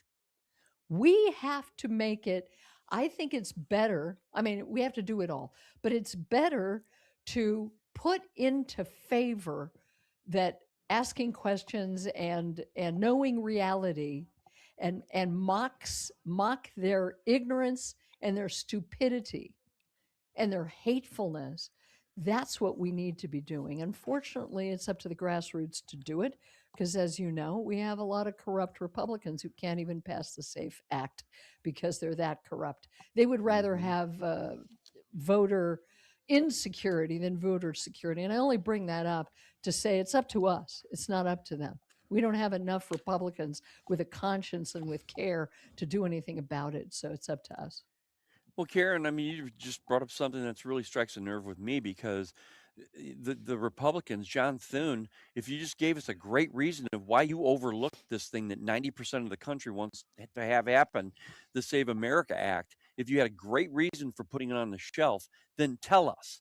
But he won't even do that. He's, well, we just don't want to do it right now. He's a coward. And what it makes me always do, because I always want to know the why. What's the why? The only reason Republican never Trumpers would be so in favor of Democrats keeping control and maintaining voter fraud is because they're benefiting from it. Duh. Right? Hello. You think they just like Democrats? No, they're in bed with them. I mean, someone tell me where I'm wrong. Who was the guy who said, you know, change my mind, that there isn't corruption here and that they're not in cahoots with Democrats to destroy the first president in our lifetimes, maybe with Reagan, who was light in that regard, but better, who said, I ain't playing your games. I don't need your money. Was that Stephen Crowder you were thinking about? Who sat Maybe, at the table? I think so. I sign that loved said, it. "Change He'd my sit mind." on a. He was kind of a precursor to, or he did the Charlie Kirk thing around the time Charlie Kirk did it by going to college campuses and sitting with a table and chairs and just saying, "Change my mind," and he put a statement, "This and this, change my mind." Unbelievable. It was All great. right, just to update you, I started watching Nuremberg because I can watch it for free now because I'm cheap, and I fell asleep. It was too late at night for me to start it, so I'll give that another shot this coming weekend. Really? And lastly, my wife made some meatballs yesterday. Holy God Almighty! She made meatball sandwiches. You know, with her sauce on it, gravy. Send it over. I'd love to. The On a problem great is, bread, a French Gravy? bread, maybe. Or, it was yeah, we call it gravy in New Jersey. Terrific. It was like a hoagie kind of roll. yeah. So I ate, it was 3 meatballs on my thing. I ate it up real quick. And then she goes, I can't finish these. Do you want these?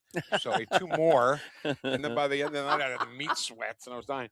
She's such a great cook. I wish I could send you some of her food, Karen, because she's good Italian. Maybe one day my husband and I will go on a road trip and we'll come surprise you or something. Oh my God, I would love That's that. possible. Would love Scott mentioned something like that we might do that. You never know. Fantastic. Love it. All right, Karen. One other thank thing, you so I don't know. We're over. Sorry. Next That's okay. time. What? Next time. We I'll always tell have time for you. What do you want? you. Prager. Come on, don't be a Jew. Just tell me what you God want. love him. I really want to talk about on the 4th of July the episode that we do before the 4th of July. Prager is again pushing this 4th of July celebration, that it was inspired by a Jewish Seder for Passover. It's brilliant. It's wonderful. And I really want to talk about it. And I got sent something. I'm saving it. So I'm just teasing that I want to spend a little time talking about it. It's something that other people can do in their homes on this amazing 250th anniversary of our country. Unbelievable. We can do that on July 2nd. How's that? Yeah. Oh, that'd be great. Love it.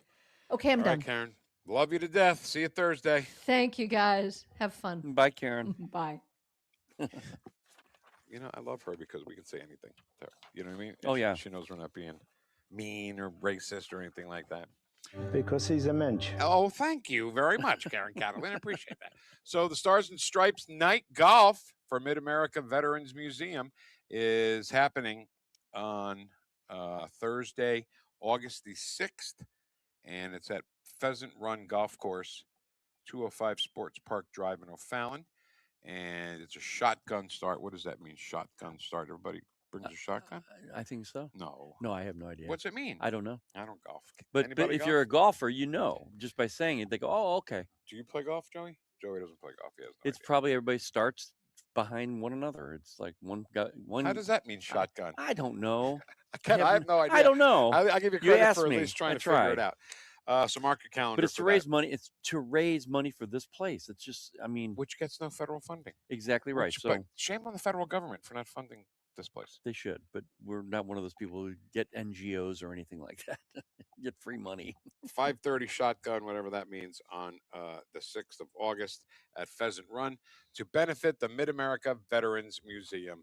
I suggest you do it. All right, when we get back, we're going to do fake news, right? Yeah. Boy, do we have one that's going to make you mad. Yeah. We have one that's going to make you mad. It's next on 1019 and 94.1 News Talk STL.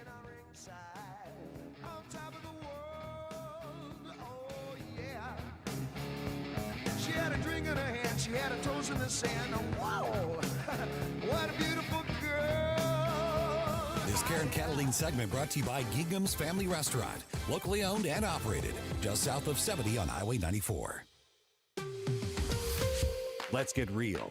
Here's the truth about eliminating Missouri's income tax. I'm here with State Representative Bishop Davidson. And Bishop, you've heard the complaints about the proposal. Here's your colleague, Representative Ashley Awney. Frankly, the only thing that this resolution does is increase sales taxes. So what does this do and what does it not do if we say yes? The first part of this constitutional amendment is a constitutional shall. It's a guarantee to the people in Missouri that if they vote for this, that their legislature will enact and shall enact legislation to eliminate income taxes using natural economic growth over time. That means when the economy grows, instead of it going back into the coffers of the state, it goes into the pockets of Missourians.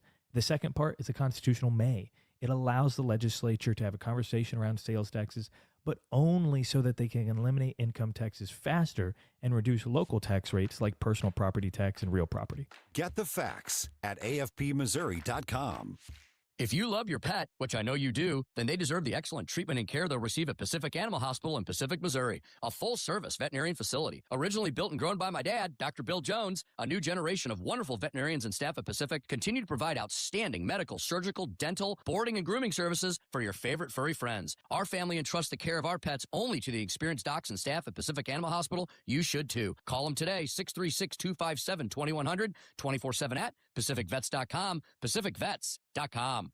Tim Jones and Chris Arps in the afternoon. Did Donald Trump and Republicans make everything great again over the weekend? We'll discuss with Senator Jim Talent at 425. At 525, Red State Headlines with Susie Moore. Tim Jones and Chris Arps. Weekdays at 4 on News Talk STL.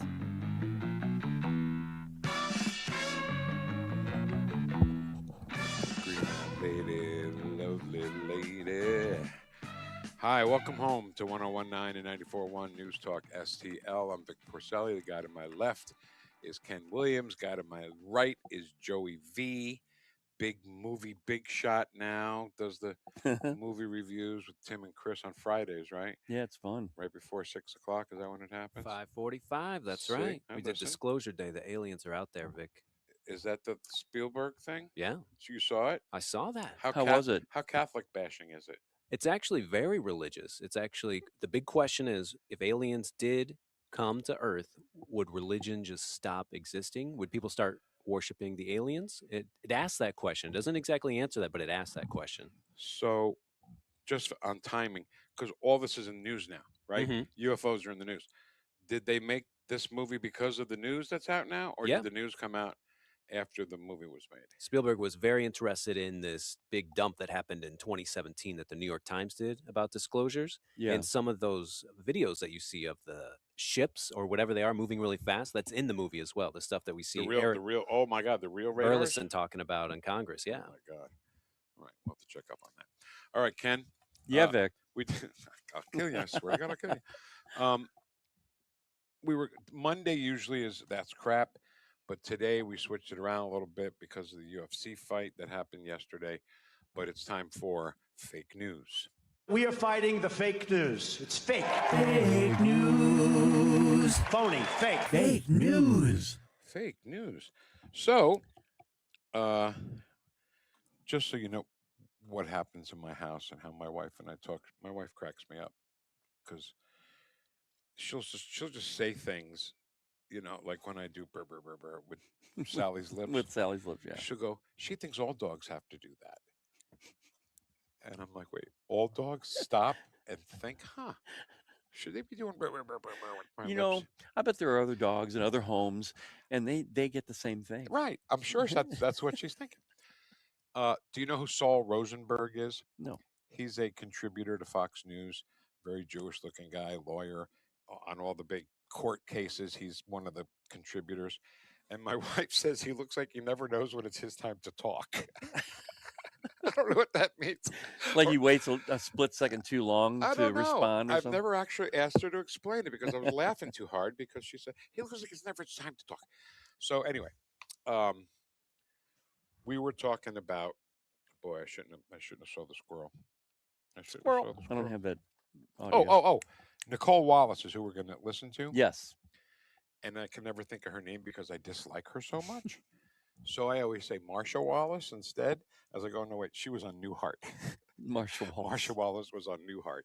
Nicole Wallace is the pig that's on MS Now who never, if you're going to lie, Ken, if you're going to be the fake news and you're going to lie, at least sound like you know what you're talking about. Yes. And don't quote somebody like Bill Kristol. Yes, that's a big deal there. But also say things that could be remotely possible. Right, True. right. When you hear her talk, and you're going to hear it right here, she just sounds like it's so fantastic and that she's making it up actually as she's talking. Exactly. And she's not. All right, so here we go. Not Marsha Wallace. Nicole Wallace on fake news. Go. This weekend will mark a brand new low for America in the eyes of the world. Also marks a new low for Donald Trump and his now well-documented record of showing disrespect and glee for destroying the country's most iconic and historic symbols and pretty much everything the country has stood for. Trump is hosting a tragically tacky UFC cage match on a massive stage that he constructed on the south lawn of the White House. We've reported that here on this show. Late today, a federal judge is allowing the fight to proceed. Tonight, Donald Trump is kicking things off with a UFC press event, and tomorrow an official weigh-in where the fighters have to get on a scale, I guess, make sure they make weight, and that'll happen in front of the Lincoln Memorial, the site of Martin Luther King Jr.'s iconic I Have a Dream speech in one of our nation's most hallowed and storied and visited locations. Well, Crystal writes this in the Bulwark today about Trump's UFC fight, quote, I do think it's an event that captures something about this moment in our history. After all, it's vulgar, it is violent, it is commercial, it's grandiose, it's tacky, and it dishonors a place once thought worthy of care and respect. In other words, it's Donald Trump. So is it only tacky and violent and all that stuff because it's this one at the White House? Or do they think the whole sport in general is tacky and violent and, you know, not good? Yeah, I don't get it. I mean, everything that happened during the Biden administration, you never would have heard that tacky, violent, well, actually disgusting. You know, like when a man runs around dressed up like a woman with woman boobs. It's a little tacky, Ken. It's a little bit, you know, but they never mentioned anything like that. I mean, we can go back and take this apart if you'd like. Can we stop and start? Yes, now? we can. With the limited. Okay, then let's do it. Let's go. Start from the beginning. This weekend will mark a brand new low for America in the eyes. I knew you were going to stop there. In the eyes of the world, right? Yeah, yeah. Boy, did she pick the wrong weekend to say that, because people from all over the world, I was just going to say Europe, but people from all over the world are so enamored with our country who are coming here to watch the World Cup. Sorry, but it's true. It's true. Burgers and dogs and Budweiser and you know and freedom. Oh my God! They love the freedom. You know, right now they're experiencing a lot of lack of freedom in, say, places like the UK. I knew you were going to say that. Yep. They're being thousands are being arrested for posting online. I'm sure people from Britain are here going, look, Marge, they have a Bill and Marge there too. Oh, they do? They're British, yeah. Okay. Look, Marge, this is the freedoms. Is we it used to William and have. Marge? It might be William and Margaret, maybe. Okay. William and Margaret. Margaret, we used to have these freedoms. Remember years ago we had freedoms. Now the Muslims came in and took all that away. Yes, William. But it's just it's the way we are. I think, you know. one of these matches were at Giant Stadium, we used to call it, but I think it's called Citi Field now. Yeah. Could you imagine running into some guys from Brooklyn? Hey, how you doing? Where you from? UK. What's that mean, UK? Why, were you from England? Is that what they call it? I'm sure they would have been very entertained. But anyway, this UFC fight all of a sudden is a new low to the world. Yes. From us, because it's two guys fighting. Probably the oldest form of physical activity. It was probably two cavemen battling it out. Who gets to take the dinosaur home? It's so violent. Yeah. Of the world. Also marks a new low for Donald Trump. Why is it a new low for Donald Trump, can I ask? It's because it's this week. It's just a new low Anything for him? he does is a new low. Oh, Tomorrow will be a newer low. low. Right, a newer low, right? A new lower It's now low. a well-documented record of showing disrespect and glee for destroying the country's most iconic and historic symbols. And pretty much everything. How is he destroying anything? Just the opposite, Ken. I don't know if you saw the picture. It must be from the ring, looking out towards the reflecting pool, and there's people all around on both sides of the pool, and the reflecting pool. Reflection of the Washington Monument in the pool. Yeah. It's beautiful, and it wouldn't have been that way with the ghetto way it looked before he fixed it. Exactly right. It was a brown water mess, and there was whatever reflection you could see. It was the Lincoln Memorial in brown. That's really what we were talking about then. Now you had patriotic people completely surrounding it. You had this event that was so patriotic, celebrating our country's 250th birthday, and then yet you got people like this talking about it like this. Yeah. Like it's disgusting. New low. The arrogance. I don't know. Let's run through it because we're okay. running out of time here. So let's just run the whole thing, and then we'll comment. All right. Thing the country has stood for. Trump is hosting a tragically. See, I knew it. I knew it. Go ahead. Tacky UFC cage match on a massive stage that he constructed on the south lawn of the White House. We've reported that here on this show. Late today, a federal judge is allowing the fight to proceed. Tonight, Donald Trump is kicking things off with a UFC press event, and tomorrow an official weigh-in where the fighters have to get on a scale, I guess, to make sure they make weight. They have a weigh-in where the guys have to, weigh in. I guess. She's never seen a boxing match weigh in. I guess. She has no idea what the words weigh in mean. God, go ahead. And that'll happen in front of the Lincoln Memorial, the site of Martin Luther King Jr.'s iconic I Have a Dream speech in one of our nations. I'll say this again, Ken. They have lost the right to start quoting MLK because they're the opposite of what MLK said on August 28, 1963, when he said, "My four little children, I want them to grow up in a world where they're judged by the content of their character, not by the color of their skin." That's not what they say. No. That's what we say. Right. The content of your character. To them, it's only about the color of your skin. So they don't get it. They don't get MLK anymore. They lost it. No, that we were going along with life, not thinking about skin color or sexual preference or anything until Obama came into office. Seriously, we were getting rid of this whole idea. Of course, you're always going to have racists on both sides of the aisle of the philosophy, whatever, in this country. There are going to be people like that. They're just stupid people that can we can ignore actually, but let's not do that. Let's get a person in like Barack Obama who highlights everything. Every single thing that happened in this country for 8 years was racist. Yep. All right, I don't want to hear any more of it. Okay, me either. I don't want to hear anything else. That's all the time we have for fake news. We are fighting the fake news. It's fake. Fake news. Phony. Fake. Fake news. All right, I'm very excited for our next guest, Ken. Yeah. She is the lipstick farmer. I love the sound of that. Elaine Colati. I believe it'll be this show's first billionaire. Am I correct? Maybe. We've had her on before, though. Jeff Allen, he's not a billionaire, right? I don't think so. Him on. I don't think Bernie Sanders been on? No, he's not quite there yet either. No. All right, so Elaine Colati, the lipstick farmer, she is next on 101.9 and 94.1 News Talk STL. Welcome home.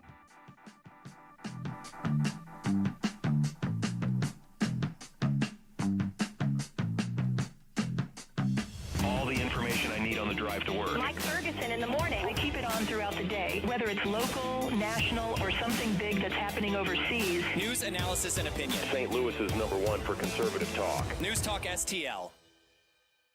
Are you tired of hard chlorinated water drying your skin out, tasting bad, and ruining your fixtures? Jones Air and Water Treatment has a solution to this pollution. Our Hydratech H2O leaves you with great tasting, soft water at all fixtures in your home with one unit. Call Jones Air and Water at 636-899-1040 or visit us on the web at joneswater.com. You can be a filter or buy a filter. Jones Air and Water, 636-899-1040 or joneswater.com on the web. Call us now. News Talk STL is turning 5, and you're invited to the party. Join us Friday night, June 26th at Frankie Martin's Garden in Cottleville for a totally rad celebration with the Retro Nerds, St. Louis's favorite 80s tribute band. Live on the outside stage from 7 to 10. It's an all-ages show, so bring the whole family and stop by and see us at the News Talk STL Pavilion right near the stage. Frankie Martin's Garden, the place for and about community in Cottleville. Details at frankiemartinsgarden.com. Connor Roofing. You can count on Connor. Connor Roofing is now a 2-time winner of the National Best of the Best Award for customer satisfaction for roofing, storm damage restoration, siding, gutters, both residential and commercial. Please visit ConnorRoofing.com for an estimate. And remember, you can count on Connor. Fox News commentary with Craig Gutfeld. Next. You're probably listening to this in your car, so let me ask you. Would you drive without insurance? Of course not. So why is your retirement portfolio unprotected? Gold is portfolio insurance. It helps de-risk your savings when markets get unpredictable. Noble Gold Investments has helped thousands of Americans do exactly that, with no high-pressure sales and thousands of 5-star reviews. Visit noblegoldinvestments.com. That's noblegoldinvestments.com. Past performance may not be indicative of future results. Investing in precious metals involves risk. Consult with your tax or financial professional before making any investment decisions. Here's Greg Gutfeld. The Democrats' back isn't against the wall here. It's not like you're choosing between Plattner and David Duke. You're choosing between Plattner and a woman with the lowest conservative rating, I think, of all senators. She'll cross party lines like it's a crack in the sidewalk. It's not a big deal. So if you choose Plattner over Collins, you have to admit that your existential argument is a sham, because what you're saying is even if things are okay, i.e. you could vote for Collins, you would still vote for the Nazi. We live in two worlds, reality and politics. In reality, if Collins wins, life goes on, nothing really changes. In politics, if Plattner loses, a fascist regime will destroy democracy, because in politics, the stakes are delusionally high. Who made those stakes high? The Democrats. For more commentary like this, go to foxnewspodcast.com.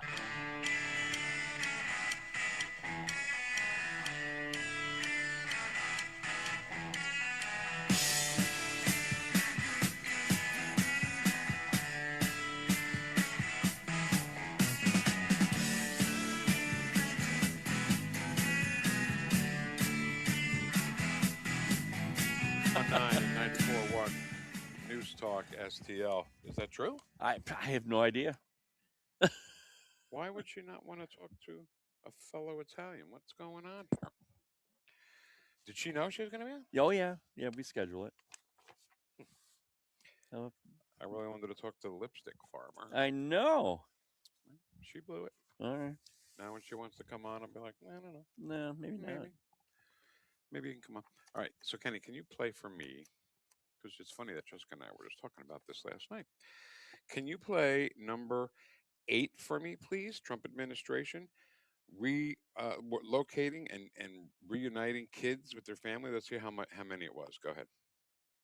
The Trump administration coming to the rescue of unaccompanied migrant children abandoned, abused, and exploited after they were trafficked across the southern border under President Biden. The Department of Homeland Security revealing it has located about 146,000 minors so far, most of them in sanctuary cities. And Acting Attorney General Todd Blanche wants to crack down on the human smugglers who brought many of them here. That sounds like John Roberts from Fox News. It was, yeah. 146,000 people. Now, listen, I know this is going to sound weird and couldn't be accurate, but the Biden administration and everybody in that administration, they didn't care about this at all. Not even a little bit. They had opportunities. They had infrastructure in place, actually, back then to vet these people. And they didn't even allow it. They didn't even use it. Here's the thing. You and I, during this show, during the Biden administration, would look at these people coming across the border. You'd see these men with these kids. We commented repeatedly on this. I remember it like it was yesterday, thinking, wait a minute, these people, these are family members? They're not family members. But yet they allowed them to cross with all these children. We're finding out that a large percentage of them weren't even family members. Sometimes you think it's fiction, right? Well, they can't be that terrible, right? The cartels and what do you call them? Coyote, not, is coyotes? Yeah, coyotes. Yeah, The coyotes. Yeah. They can't be that bad. The people. Last night, I'm ashamed to admit this, but I'm going to admit it to you. For the first time, I watched Clear and Present Danger with Harrison Ford, and those people were terrible in this movie. And you say to yourself, "Well, they can't be that bad." The real cartels are worse than they're portrayed in the movies. You remember all the information we were getting on a daily basis from people down on the border about the mules? Yeah. With all the human trafficking. It wasn't just kids either. Even the kids are the worst. But they had so many women that were coming across with you remember you would see like thousands of people crossing the border, and you'd see all these men, and then once in a while you'd see a woman like in between. Those women were getting repeatedly raped on their way into our country. And it was being ignored by that administration. And I kind of get it. If you see a little kid and a guy holding hands walking over, oh, dad and his daughter, you know. But that's the naive route, I think, in the world that we live in right now. Extremely. And the border, the way it was, and to get 146,000 of these kids back is just an amazing effort by the Trump administration, and more conviction of the Biden administration to me. And it's through simple DNA that they're doing all this. They should have been vetting these people with DNA testing on their way in, but again, the Biden administration, they had the opportunity to do it. They Mayorkas ignored it.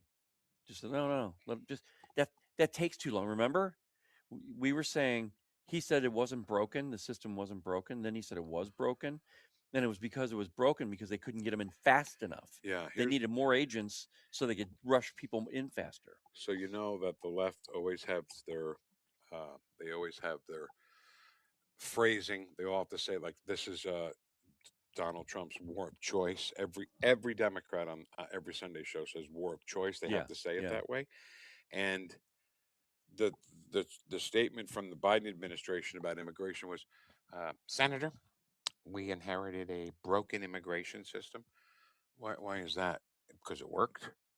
And then what we said, Ken, when they said our plan is working, everybody was like, oh, they must be keeping people out. And you and I said, no, their plan is to let them in. That's why they're saying their plan is working. When they literally in the middle of what they were saying, the plan is working, our border system is working. He would say that in front of Congress.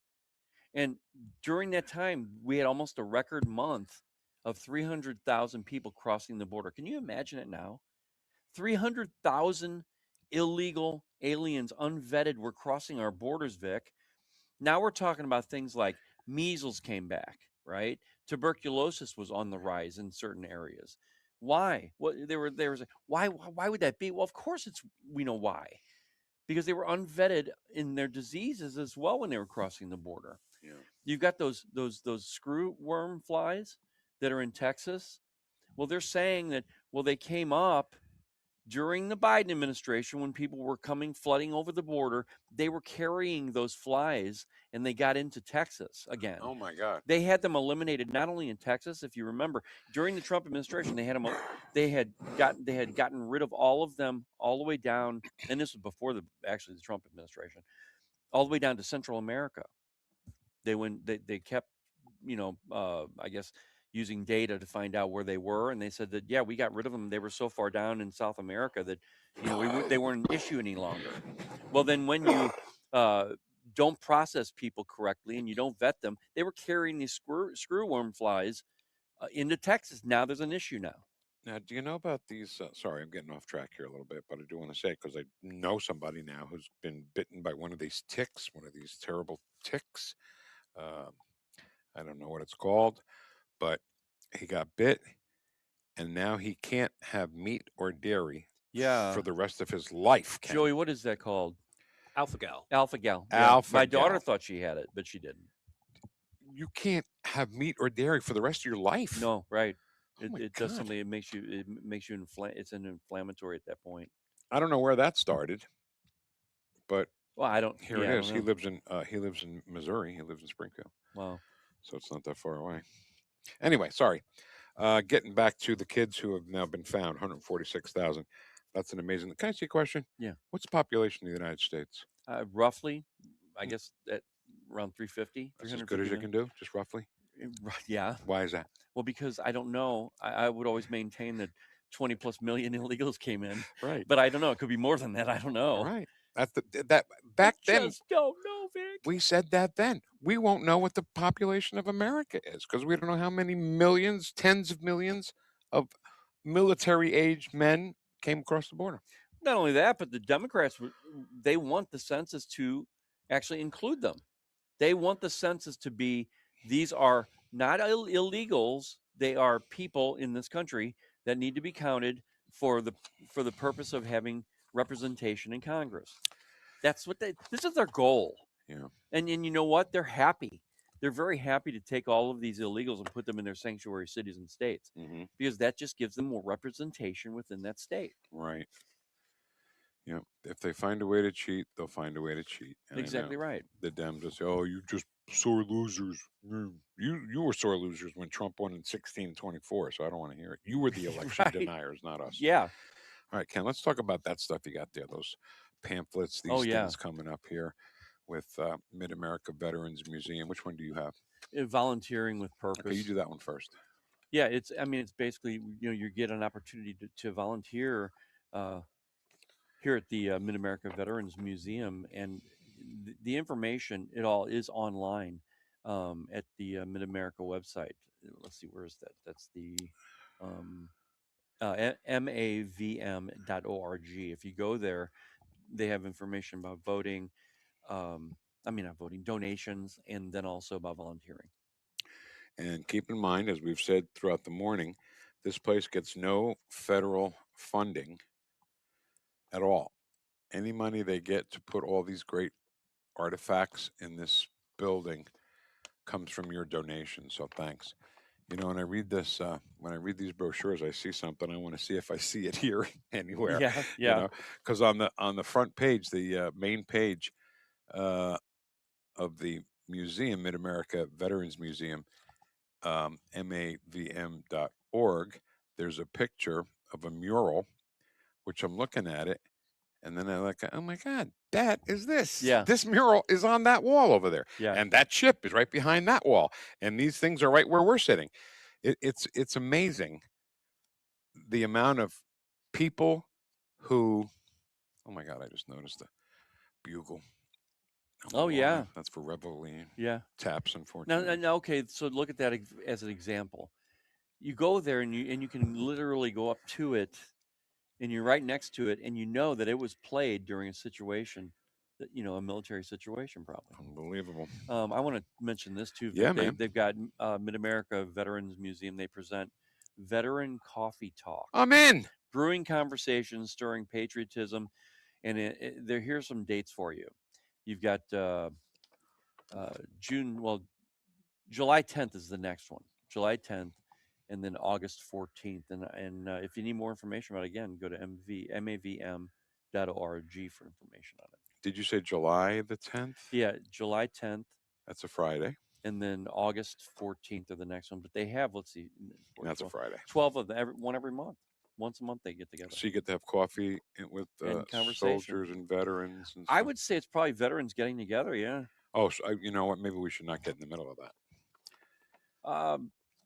It doesn't say it's just for veterans. Because how about you? There, oh, yeah, it does. Fatty. Veterans from every branch and era are welcome to gather, share stories, build friendships, and find community. See, if I came, they'd be like, when did you serve, well, Fatty? How about you, buddy? Well, no. I didn't. But not really. Thank you for Never serving. had the honor. Appreciate it. Okay, so this is just basically a flyer about the place, Mid-America Veterans Museum, your service, your story, our mission. I love that. And they do have a phone number, by the way, 636-294-2657. They're open Wednesday through Saturday. Right. So you can come in and really get a taste of history, patriotism, and everything that's good about this country and the people who live in it and serve this country. Right, Ken? Yeah, and if you live in the St. Charles region, you can bring in, if you have paraphernalia from soldiers that you were wondering what to do with it, that's how they received all this. Everything here's been donated. My father came home from World War II. You know, they all tried to take as much memorabilia, you know, as they could. And my father he brought home a German Luger and a couple of swords. And he helped to liberate one of the camps. I don't remember the name of the camp. It wasn't, you know, the ones we all know and the ones that come to mind. But he cut down a Nazi flag and brought it home. And where's that? My stupid brother has it. My stupid brother. But you know, back then that was a vision of victory. You know, hey, where'd you get that? I cut it down. Yeah. You know, fighting the Nazis in Germany, and that's the kind of stuff that's here. Real stuff. There's a couple of swords I saw somewhere. Ken, this for a little place, it really does wind around, and there's plenty of stuff to see. And I don't know what. And we'll talk to Nina more about all of this at 11:25. But I think she was saying they actually expanded. It used to be just for St. Charles, but it's for everyone. What do you mean? Anyone in the served. Midwest, in the Midwest. Yeah. Mid-America. Right. Mid-America Veterans Museum. I love it. Absolutely love this place. And I didn't know what to expect. And as soon as you walk in, there's a statue of a soldier. And you're like, oh, my God. It's just a statue. Same time, Joey. So next hour, we'll have our chat box, Vic for Vets. We'll talk to Nina from the Mid-American Veterans Museum. And, of course, Vic for Vets. But next, we go to Alaska and talk to our great friend, the Greatlander, whose name is Ward Clark. He writes for RedState.com. And he looks like he might have killed a couple of Chechnyan rebels. And he's talking about the deaths of some of these terrorists, possibly. So, leader of Hezbollah and leader of Tren de Aragua. Yeah. Gone. And I'm sure Ward loves talking about that kind of stuff. That's all next hour on News Talk STL. Hey, it's Susie Moore with a reminder that for 20 years, Harpo's Chesterfield has been the heart of West County's fun. With their award-winning patio, voted best in West County, and excellent sports bar atmosphere, Harpo's is your one-stop destination. The mouth-watering menu has made them famous throughout St. Louis. Plus, they've got great drink specials and the friendliest, most energetic staff around. Whether you're dining in or carrying out, Harpo's delivers fun, food, and drinks like no one else. Harpo's Chesterfield. Call 636-537-1970 or visit harposstl.com. I'm Dr. TJ, owner of the Institute of Natural Health, co-owner of Optimal Nutraceuticals, and the host of Wellness One. Wellness One is designed to cut through the nonsense and provide you common-sense science-based information regarding health and wellness. On the show, we discuss topics like thyroid health, gut health, hormone optimization, and many others. Our show airs Saturdays at 10 a.m. and 2 p.m. and Sundays at 11 a.m. and 3 p.m. right here on NewstalkSTL. And you can visit us at inhstl.com. That's inhstl.com.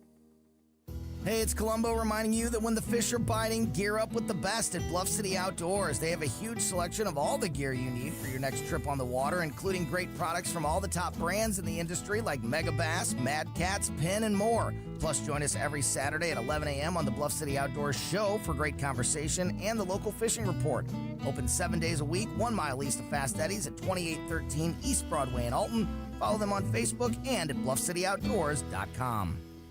Hey, Jamie Allman here for my favorite go-to store for seafood, gourmet goodness, and tons of wine. It's Stars, 1135 South Big Bend. A huge selection of seafood flown in from the coast. Lemon sole, halibut, Maryland lump, crab, Gulf shrimp, and you gotta try the trout dip. Plus, imported and domestic hand-cut cheeses, lots of hand-picked wines at great prices, hard-to-find gourmet foods, and fresh roasted coffee using only the best quality beans. Stars, 1135 South Big Bend, just off of Highway 40.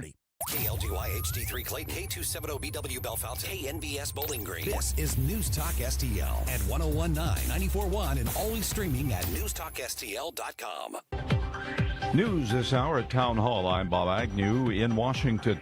Stock markets are rallying worldwide and oil prices easing after the U.S. and Iran reached a tentative deal to get the global flow of crude oil going once again. The president en route to the G7 summit in France with the good news in hand. First up, ship traffic is scheduled to start up again in the Strait of Hormuz. There's supposed to be a ceasefire between Iranian-backed Hezbollah terrorists and Israel. Iran will also agree to remove and dispose of nuclear material being stored in the country. President Trump says sanctions will only be lifted if Iran complies with what has been agreed to. As correspondent Laura Winters reporting, Israel's defense minister says that Israel will not withdraw from land seized in Lebanon, Syria, and Gaza. In the first official Israeli comments after the announcement of the interim deal, Defense Minister Israel Katz says that the army won't withdraw from land seized in Lebanon, potentially challenging an element of the deal that Iran and the US reached hours earlier. And Katz says Israel plans to stay indefinitely in lands it holds in Lebanon. And that is correspondent Charles de la Desma reporting. President Trump on Sunday celebrating a new decade and the country's 250th anniversary. Donald Trump hosted a UFC event on the White House lawn for his 80th birthday. Fighters from around the world joined the celebration, marking a unique moment for the sport. The event, called Freedom 250, featured 7 fights and celebrated the 250th anniversary of the Declaration of Independence. UFC President Dana White and Trump enjoyed chants of USA, USA as they watched the action. I'm Geffen Coolbaugh. On Wall Street right now, the Dow is booming up by 708 points. Investors happy apparently about the peace deal with Iran. The NASDAQ right now up 775. More at townhall.com. There's a moment nobody talks about with weight loss. It's the moment it stops working. The diet that worked before doesn't. Eating less stops moving the scale. That's not random. When your body's under stress, it slows your metabolism. That's why quick fixes eventually fail. At PhD Weight Loss, they focus on restoring your metabolism. And right now, when you call and mention Mike G, you'll get 2 free weeks and they'll pay for the cost of your food. Call 864-644-1900. That's 864-644-1900 or visit myphdweightloss.com. Hi, I'm Kirk Cameron. Is health insurance eating up your budget for 2026? If you're looking for ways to better steward your finances, consider this. Christian Healthcare Ministries is a health insurance alternative at half the cost. As a ministry, CHM allows you to share the burden of medical bills with other believers. Join CHM today by visiting chministries.org/wellness. That's chministries.org/wellness. This hour of News Talk STL is brought to you by Stifel, serving investors for over 130 years. Contact your Stifel financial advisor at stifel.com. That's STIFEL.com.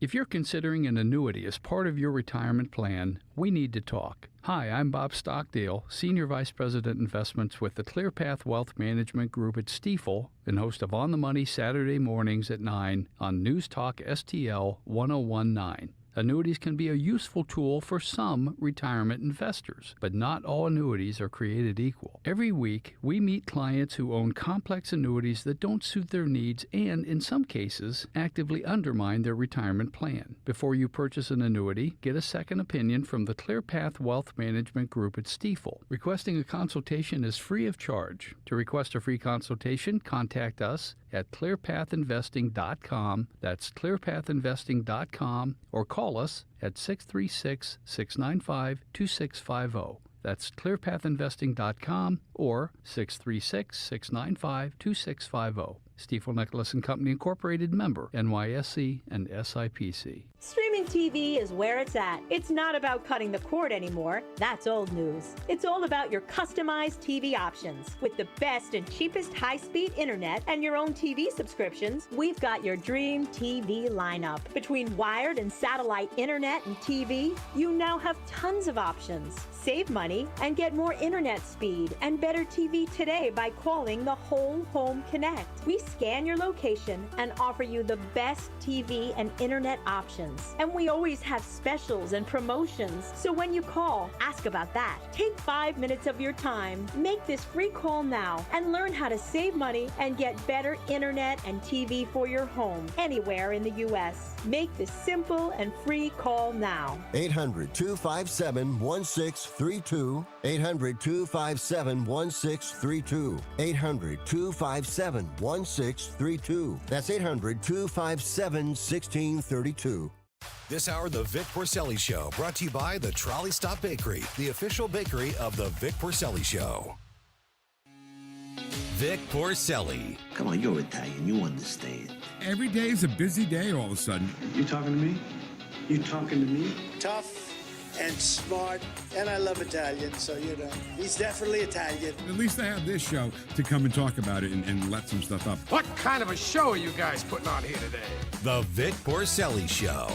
Not just any show here today. Today we are live at the Mid-America Veterans Museum, a place that they're open Wednesday through Saturday, so come on in and take a look at, you know how many people drive by this place and have no idea the history and the patriotism that goes on in here every day? And it's so well done. When you walk in, you can just feel the patriotism. And if you want more information, you can always go to mavm.org to get some more about donating and everything. It's the only way they make money is donating. The only way they do, yeah. Ken, look at that picture in that frame on that wall behind you. Wow, that's powerful. It's heavy, right? Yeah. Okay, so I just wanted to see what the outside of the building looked like. There's one little, it looks like, I don't know what else to call it, piece of granite with words on it. And it says, every veteran has a story. Mm-hmm.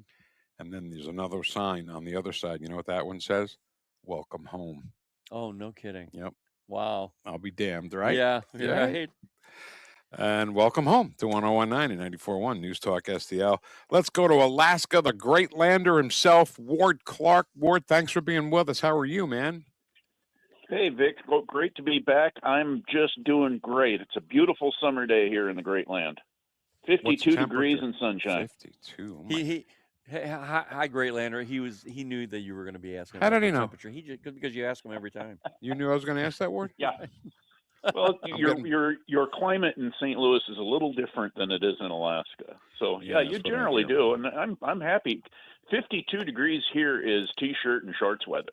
Oh yeah, man. So am I getting boring? Is that what you're saying? No. No. All right. I'll trust you. All right. So listen, we knocked off the heads of a couple of big ones, the head of Hezbollah and the head of Tren de Aragua. Let's start with Hezbollah. How did that go down? Who was he and how important is that? Well, he was kind of a big deal, apparently. He was. This was a guy that had struck directly against Americans. He planned the kidnapping and murder of 5 American soldiers. This guy has probably the blood of hundreds, if not thousands, of people on his hands. And as of right now, we know the IDF permanently revoked this guy's birth certificate. We don't know exactly how. They're being kind of mum on that, and that's probably a good idea. They don't want these people to know all of their techniques, but the IDF report said a strike. He was killed in a strike, which I'm kind of presuming means an airstrike, and that's a good way to do it. That's the way. These are guys that the world's better off without. Absolutely. So that's the Hezbollah head. The Tren de Aragua, man, that one really, because we're going back into Venezuela after we took Maduro out. We know there's more people who are actual real terrorists. Not that Maduro wasn't, but he wasn't at the level of Tren de Aragua, right? Right. No, Maduro was a thug dictator, and now he's where he belongs, wearing an orange jumpsuit in an American jail and looking at federal charges. The Trinidad guy, what I found really interesting about that is it looks like they tracked him to some compound in the jungle someplace, which now this is pure speculation, guys, but to me, that means that the United States has someone all the way inside his structure, all the way inside that organization, because they were able somehow to let American forces know that this guy was in this compound and where he was, and if we can see him, we can kill him. See what? And That's they just once. Go ahead. Go ahead. Okay. No, it's comforting to me. I think it's very comforting to me to know that, because then you see these videos of these people, these cartels that have what seems like more military presence than even our armies. Yeah, they've got a lot of capabilities. We shouldn't underestimate them, but we cut the head of the snake off now. And what's interesting about guys like this is they tend not to surround themselves with real capable people, because real capable, smart people might have an eye towards taking the top spot, which frequently happens through assassination. So we're hoping that we've made a big dent in their tactical decision-making process. That will remain to be seen. And again, I'm purely speculating here. So, Ken, it's good news regardless. Yeah, I want to jog your memory. Sometimes I say on the show, Ward, my dad used to say, my dad was very opinionated, but he was right a lot of the time. And he said, we know more as Americans than we need to know or we should know when it comes to military operations, right? I mean, World War II, we got a heavily censored piece of propaganda in the newsreels, and that's what we saw. And now embedded reporters make it a little harder to keep secrets, I guess. And I think we should have military secrets. We should. There's an apocryphal quote generally attributed to Admiral Nimitz, and it might have been Admiral Halsey. I've seen both from the Pacific War and World War II, where one of his aides said before an operation, "What should we tell the press?" And the admiral responded, "Tell them nothing. When it's over, tell them who won." Right. That's exactly it.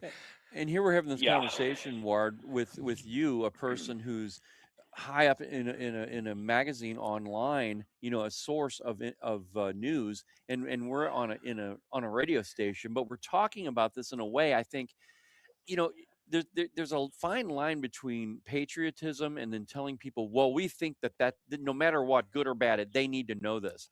I don't think we need to know some things. I think there are things that, we could be, let's be a little more positive about patriotism, for example. What do you want to do? You want to lose the war no matter what? Tell them whatever they have to know no matter what? No, I don't think that's the way, the route we should take. I think there should be some positivity put into this mix instead of being all negative about like the media generally is in the mainstream media. Yeah, they are. And the First Amendment, gives them tremendous latitude to do that. I try, I can only control my own reporting, my own writing, and I try to keep it upbeat. If I think the administration screwed up, I'm going to call them out on it. But I'm not going to call them out on things that they're maybe planning to do. Some things, as you point out, you just don't discuss. You might remember when the Marines landed in Somalia right before the Black Hawk Down. They came ashore at night, and there were spotlights and news crews that had found out about it and were there waiting for them. And I remember telling my wife at the time, if I was the Marine commander, I would order, I want all those lights shot out right now. Mm-hmm. Shut them down. So the reason why I brought that up, with people sticking microphones in their faces. Right. And how are we supposed to win like that? So the reason I bring that up, Ken, is because a while back, do you remember when we got news that there were CIA in Venezuela? Yeah. Well, here's the result. Yeah. You get the Tren de Aragua, head of Tren de Aragua.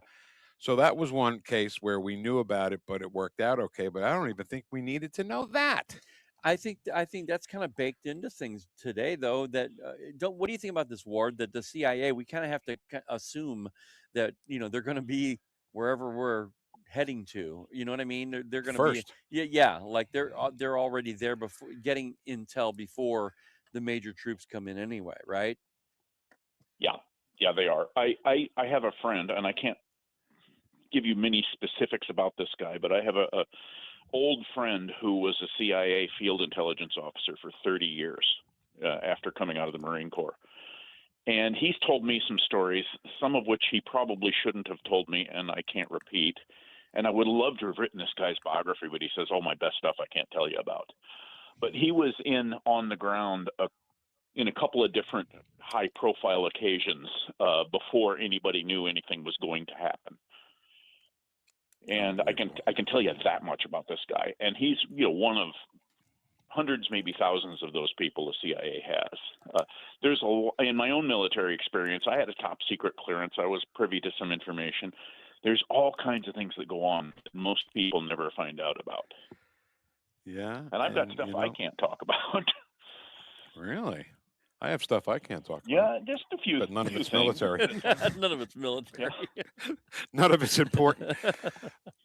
So just to remind people again, the Tren de Aragua gang was the gang that was terrorizing the apartment complexes in Colorado, I believe. Yes. Right? Yep, they were. And when J.D. Vance was on Face the Nation with Margaret Brennan, she says, "Well, it's only a handful of apartment complexes." And J.D. Vance goes, "Margaret, are you listening to yourself?" Right. That's when he said that. What is the acceptable number of apartment buildings to be Exactly. taken over by a vicious South American gang? Ward, exactly right. To me, it's none. Go ahead.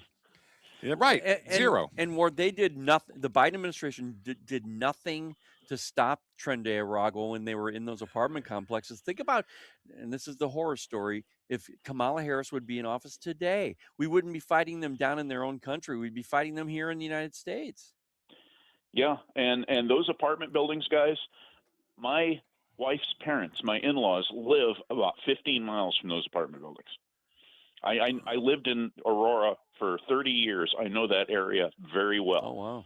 It's not the best of areas to begin with, and then when you move Tren de Aragua in, it gets worse. Man. It's unbelievable. Well, we got the head of Tren de Aragua, and we got the head of Hezbollah.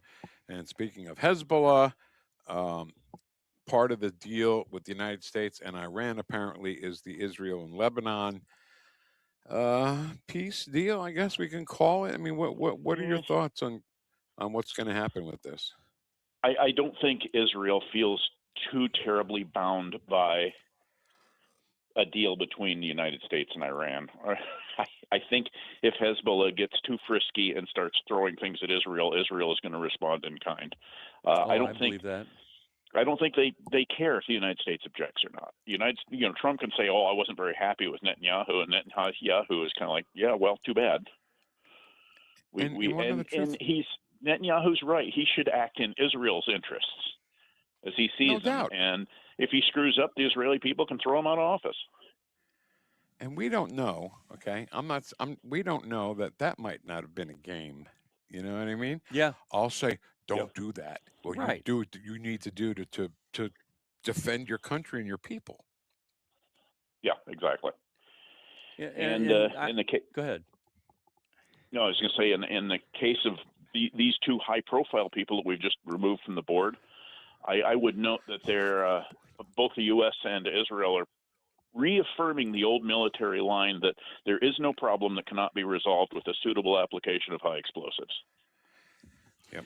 And I think that this thing that they did down with Tren de Aragua and their leadership, that has to have a chilling effect on who's going to take charge because on their home turf. On their home turf, because they must know at this point that, well, I guess I'm next. There's right. I'm next in line. Right. Yeah, that's the message we're sending, Tren de Aragua. There is no hole you can hide in where we can't find you. Unbelievable. So, Ward, let's this whole thing. Part of it is getting that Strait of Hormuz opened, getting oil flowing through there, and to around the world. And Donald Trump said oil prices will drop like a rock, gas prices will drop like a rock. Latest look at the Brent crude oil index is $79.29.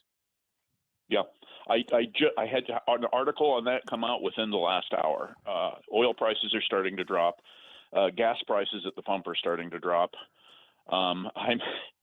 If I was to fill up my pickup with diesel right now, it would only cost me $180 instead of the $200 it was calling me. But prices drop here slower than most places. The hell do you drive? And it's optimistic right now. Yep. And so I got to ask you: you're in Alaska? Are they drilling in Anwar up there or not? Yeah, no, they are. The Alaska's a funny place politically and economically. We're sitting on an ocean of petroleum. We've got billions of barrels of recoverable petroleum here. But our gas prices are among the highest in the country, and our diesel prices are even higher than gas prices because we don't have hardly any refining capacity. We have a few small refineries that mostly make industrial byproducts, but our gasoline and diesel comes up from refineries on the west coast of the lower 48. We ship oil down there, and then we ship tankers of gasoline and diesel back. We should be paying $1.50 a gallon for gasoline, frankly, and if we had refining capacity here in Alaska, we probably would. But we don't draw that attention from the oil companies because we're a huge state geographically, but we're a very small state, population-wise, under 1 million people. So when you say $1.50, you're just talking about Alaska or the whole United States? It would help the whole United States, but you would think if they build a big refinery up there at Prudhoe Bay and start shipping gasoline and diesel south, that we'd get a big break on the prices here. As far as gasoline taxes go, we're taxed very low. Now, the borough keeps wanting to raise a new gasoline tax, but that's a different story. How about that stupid way you guys vote up there? You're going to get rid of that? That's going to be on the ballot again this fall for repeal. Last time we had a repeal measure, it's lunacy. Last election, we had a repeal measure on the ballot, and it failed by 700 votes. And we were outspent 10-1, mostly by money coming in from outside of Alaska. That's crazy. Ranked choice voting we're talking about, right? That's it. Yeah, I couldn't think of it. Thanks. Yes. All right, Ward. Well, keep giving them hell there. We love reading your stuff on redstate.com. The Great Lander is where you find them. At Great Lander on X. Just Great Lander? Or on X and on Truth Social. Yeah. Is it Great Lander or The Great Lander on X? The Great Lander. The Great Lander. Because there could be other Great Landers. There could be. He's the Great Lander. Great Lander. So. All right, Ward, always great to have you, man. Thank you so much for your time, and keep giving them hell, okay? I will do that, Vic. I don't know how to do anything else. That's true. You don't. You don't. The Great Lander, Ward Clark. He's something, isn't he? Yeah. I mean, his way of, talking about $200 to fill whatever the hell it is he drives. My God. It must be a slightly large vehicle. What? I What don't know. takes that much? Who knows what he's driving up there? A tank? But see, up there they don't have these rules about how big how tall something can be. So he might be driving a Bigfoot. We don't know. Bigfoot. Ward Clark. All right, we'll talk to him again soon. Redstate.com. Meanwhile, we are here today to celebrate veterans, as we love to do, Ken. I mean, I don't know how else to say it. This show loves veterans. Yep. Living or dead. Yep. That's why we created Vic for Vets. Exactly. And that is next. Live from Mid-America Veterans Museum, we'll talk to Nina, who works here. She's coming up next on 101.9 and 94.1 News Talk STL. And like it says outside on the sign, welcome home.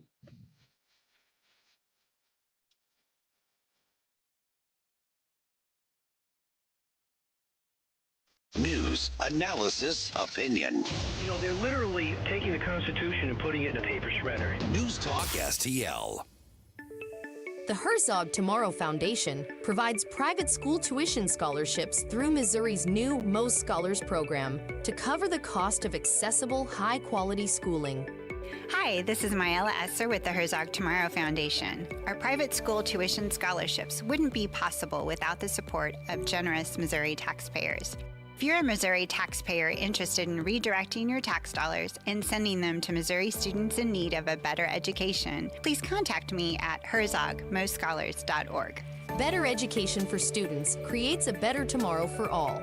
Learn how you can help provide a better education for Missouri students at herzogmoscholars.org. That's herzogmoscholars.org. Also, sign up for The Lion, an initiative of the Herzog Foundation that carries articles covering a wide range of issues facing American families and culture.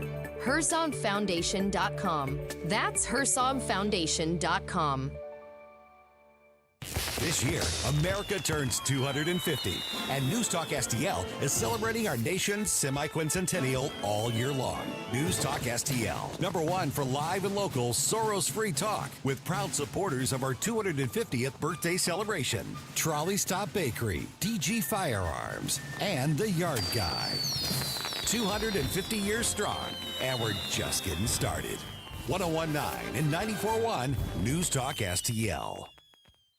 If you have a phone, you have a radio. Download the all-new Newstalk STL app. Love the all-new Newstalk STL app. On my way to work in the morning. Usually I'm in the car. I listen on the app in my car every morning going to work. Download the Newstalk STL app and listen anytime, anywhere. Don't you want to be my girl? I thought it was like Walk Like an Egyptian. Oh my God, it does sound like. Is it that or is it? No, it is. It's what you said. All right. As it says, Nina, I don't even know if you realize this, but on the sign outside it says "Welcome Home," and that is the positioning statement of our radio station. Oh, I love that. Welcome home. So we're at the Mid-America Veterans Museum.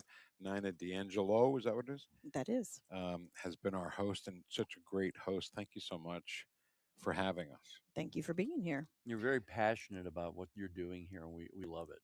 Thank you. 100%. I'm glad it comes through. Yeah. I can't get over how overwhelmingly patriotic this place is. You wouldn't know it if you drive by it. People must drive by. Look at that old shack. Well, but there's nothing going on in there. Oh, yeah? Well, it's cute outside. It's not like it's an old shack. What's that? It's cute outside. No. What I'm saying is that they don't realize, you know how people are. Yeah. I'm not saying it is. People No, judge. I Ken. get I'm it. getting on the people, not on the place. Yeah, we're off the beaten path for sure. Yeah. So how long has this place been here? So we opened in the spring of 2019. We just Whose idea was it? So it was the idea of a World War II veteran. His name is Ralph Borelli Sr. Italian. Thank you. Yes. He did a lot in his short amount of time with the United States Army. And he was a St. Charles County veteran, came back after service, wanted to do more for the veterans in St. Charles County. And so this museum is one of his last efforts before he passed away. Oh, I'm sorry to hear that. Wow. So, not that it matters. Well, it does matter. But what theater was he in World War II? Pacific Theater or European Theater? So he landed on D-Day. It's European Yeah, Theater. Okay. 3 days after D-Day started with General Patton. He has there's a whole dialogue on him in here that is incredible. Utah, right? Utah Beach. Yep. Is that what it is? Yep, Utah Beach in Normandy. Yep. My father was at, D-Day right there at Omaha Beach. So, how, I ask you, did you get uniforms going back to the U.S. Cavalry, for God's sakes? How did you get all this stuff? Yeah, well, a lot of it is people have family members who end up passing away and they find their footlocker in the attic, in the basement, don't know what to do with it. They come to us and they ask if we could use it. Some people know us specifically through just contacts, word of mouth, and they have things of their own that they would like us to kind of take in and display here. So, I mean, it comes to us in all different ways. It's just fantastic. I mean, we were talking earlier that my dad, I guess all the guys brought home stuff, whatever they could, Yes. you know. Mm-hmm. So he brought home a German Luger and a sword and a Nazi flag that he cut down himself. Yeah. And it means a lot. It meant a lot more back then than it does now in a positive way, if that makes any sense whatsoever. Sure. And I don't know where that stuff is, right? I'd bring it to you. My stupid brother. And we're talking to Nina D'Angelo. Nina, one thing we do for Vic for Vets, the initiative, is we like to highlight our honored veterans, once a week during the year. And then during this month, the month of Veteran Appreciation, we do a new veteran every day, which Vic's going to do here in just a second. But one of the cool things I noticed here is that you have descriptions of many of these military people that you can read their stories and look at the the things that you've collected on each person. I think that's amazing. And the folders are like right in front of each thing that you can just pick up and read. That's awesome. Yeah, I like to tell people that, yeah, we have cool things you can come in here and look at, lots of artifacts. The one thing that is the most important to us is that we are collecting the story of that veteran, and we're producing a legacy for them, for their families, and for future generations to come in and see our history through the eyes and words of those who served. Producing a legacy. I think that's great. Yeah. Ken, we should be rifling through all this stuff, all these stories for Vic for Vets. Well, actually, we've had that conversation, didn't we, Nina? We have. So, You guys talking about me behind my back? What's going on here with it's you all two? good. It's all good. It's contributing to Vic for Vets. She'll be helping us contribute. That mural, 100%. that mural on the wall there. That one right there. Yeah. Mm-hmm. I was looking at the site and I'm like, where do I see? Oh, there it is, right there. I mean, these murals tell so much, right? Yeah. And are those specific people, or are they just generically drawn? No, there are so- specific I people in knew it. there. Yeah. Yeah. Yeah. That's great. That's just great. And people always, our boys in service, but women served back in World War II. Yeah. And a lot of their stuff is here. Yes. Mm-hmm. Yeah, I saw Waves. The Waves. That's one of Navy, the- right? Is that Navy? Yeah. Yep. Army was WAX, Yes. WAC. Yep. And then the wasps. What were they? Air Force. I don't know. You're asking me difficult I think questions. I I'd think have the to go look Wasps it were up. Air Force. They must be Air think. Force. Maybe. I don't know what the acronym stands for. I'd have to look it up. But yes, they all contributed in their own magnificent way to to their history. So Yeah. for sure. Some of the stories behind all this stuff aren't stories you really can get anywhere else. Does Yeah. that make sense? I mean, Yes. I know that's what museums are for. Yeah. Yeah. But I don't think enough people know who Jared Schmitz was. I don't know. His dad does a great job of making sure people know who he is. Even so, with that, yes, don't for forget sure. he comes on the conservative radio station, Mhm. but the rest of the people that don't believe in God and everything else, they have no idea that Yeah. he was 19. Yeah, gave his life for this country at such a young age. When you walk around here, if you come visit the museum, what's really cool is that you're right next to everything. That's what I find Yeah. really special about this place is that the things that are collected here. It's just like you're just surprised. You better plan on spending a lot of time. I wanted to talk about your donations for a second Sure. because you can go online to mavm.org and donate. And they can they donate if they visit? Yes. Mhm. Okay. Yep.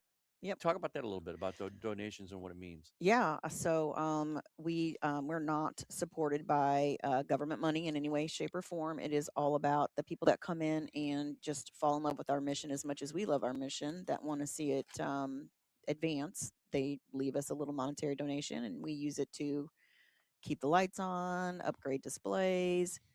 I mean, like right now we're really looking for people, corporations, foundations, anyone who wants us to continue this mission of providing legacy and keeping those stories alive for generations to come. We welcome any donation, any check, for sure.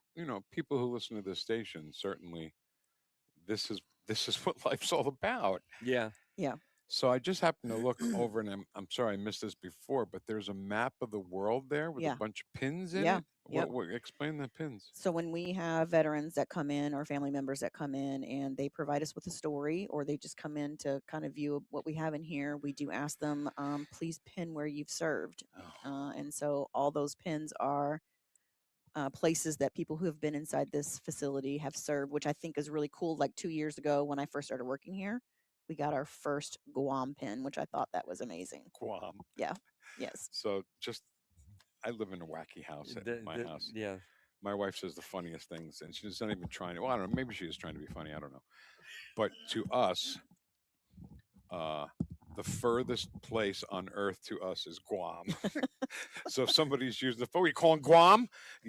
So that's our standard of measurement. It's exactly on the other side of the earth. It is on the other side of the earth. Oh, yes. is it? Yes. Oh, so we're right. You were right. Yeah. Yeah. I think she's wrong about that. My dog thinks they all have to have their lip. Okay, so we have this dog named Sally Bones, Uh-huh. and she is a great, beautiful dog, and I love her so much.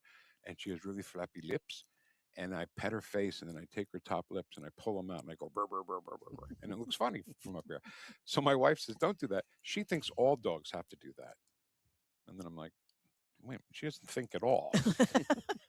Like Sally goes, "Hey, am I the only dog that has to do it?" I'm sorry. So I wanted to ask you about those. That's great. Ken asked about the donations. Wednesday through Saturday, what are the Yes. hours? So Wednesday through Friday, it's 10 a.m. to 5 p.m. Saturday is 10 a.m. to 4 p.m. We do accept and welcome group tours. If they want to come on a day that we're closed, we can work around that as well. There is a group tour form on our homepage. So schools should be bringing their kids here. We get all kinds of homeschools here for sure. We've been That's working. great. We've been working with the public school districts. They're a little more difficult Yeah, to get into, to be yeah, honest. exactly. But the homeschool people, they come. They're all Right. yes, they come here often for sure. We don't add to their curriculum. We enhance their curriculum is what we kind of want to. That's the message we want to give to them is, we're not asking to put more work on the teacher's plate. We're asking to enhance what they've already have on their plate. It's fantastic. All right, so be sure you any Wednesday through Saturday, 10 to No, Wednesday through Friday, 10 a.m. to 5 p.m. Saturday, 10 a.m. to 4 p.m. Okay, so there's plenty of time for you to come and see these things. Certainly time to go to mavm.org and click on that red, white, and blue donate button there and donate money because, oh yeah, I want to ask you, why not? Why are you not getting federal funding for this place? It just hasn't been explored. I've been here about 2 years. Honestly, if you want to know the truth of the whole place, this is a phenomenal place. And I don't say that because I get paid to say that. It just is. Like you have mentioned in the radio broadcast throughout the day, you just feel it when you walk through the doors. You do, yeah. I was hired in as the very first paid staff here. I have a volunteer pool of roughly 59 volunteers. About 12 to 20 of those people are here on a regular basis. That's great. So we were taking a hobby that all of these people did such a phenomenal job of curating this place, and now we're shifting it into the small business model. Okay. So you wouldn't turn down federal funding, right? Absolutely not. For Why sure. can't we get that ball rolling with people like Bob Onder? You have to get attention. Eric The Schmidt. representatives need to be brought to it. It needs to be brought to their attention. They need to come down and look at this. They do. Once they do, they'll be like, okay. And I will tell you, we have had some state reps in here. As a matter of fact, Representative Terry Violet is a founding member of this museum, and she is. They know about us.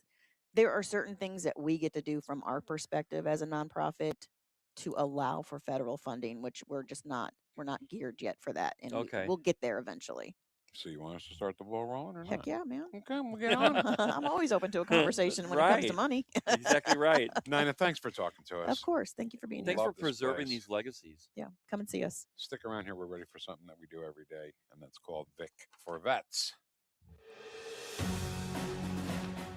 So, this is the official Vic for Vets honor roll, highlighting our honored veterans during Veterans Appreciation Month.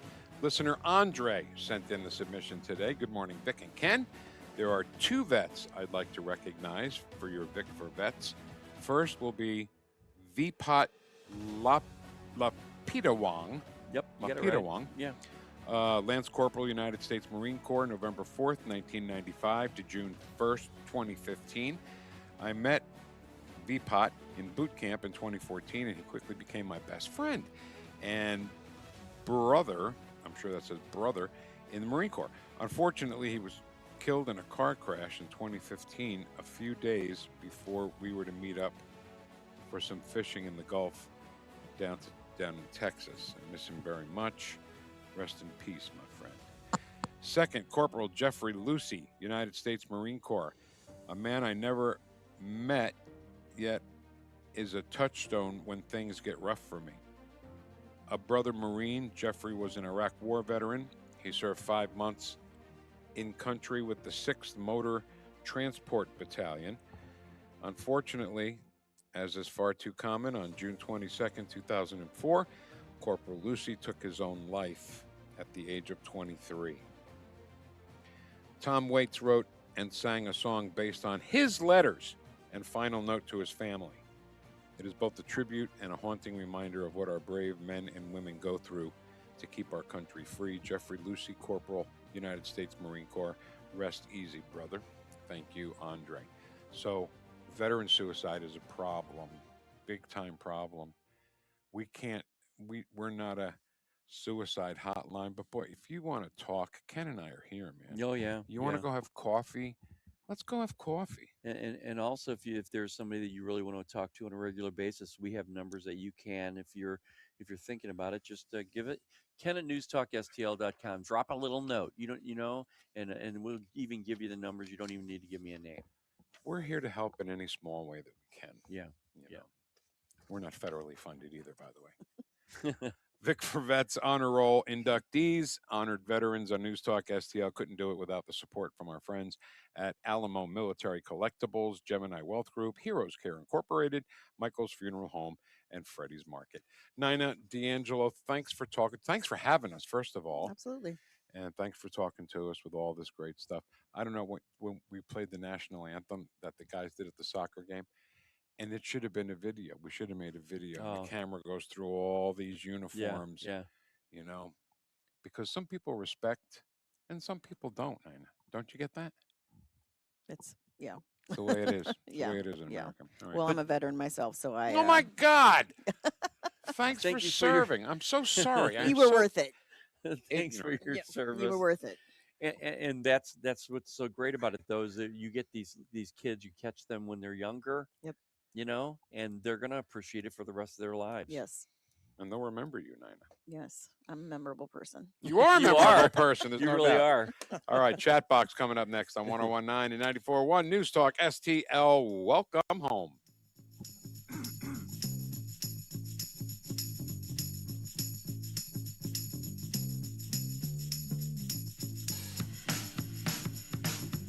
Columbo and Company.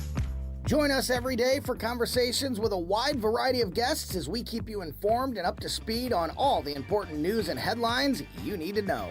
Live and local, weekdays at 2 on Newstalk STL. Never paint again. This is Darren, owner of Rhino Shield. Want to eliminate painting your home, business, or church? Call the experts at Rhino Shield. Rhino Shield is a revolutionary ceramic wall coating to regular paint and vinyl. Perfect for aluminum, steel, unpainted brick, block, stucco, EIFS, drive-it, cement board, and wood sidings. Rhino Shield eliminates wasting time and money painting year after year. Our ceramic coating deflects 90% of the sun's UV rays and 100% of the moisture. Our clients want affordable protection with the elimination of maintenance. Rhino Shield protects your biggest investment while maintaining your architectural features and gives you the curb appeal you deserve. Make your home great again by working with the Rhino Shield experts. A+ rated with the BBB. Call 877-25-RHINO, 877-25-RHINO, or 877-25rhino.com. See what we did there? Genius. Tell them, ladies. Go Rhino Shield. Never paint your house again. Rhino Shield.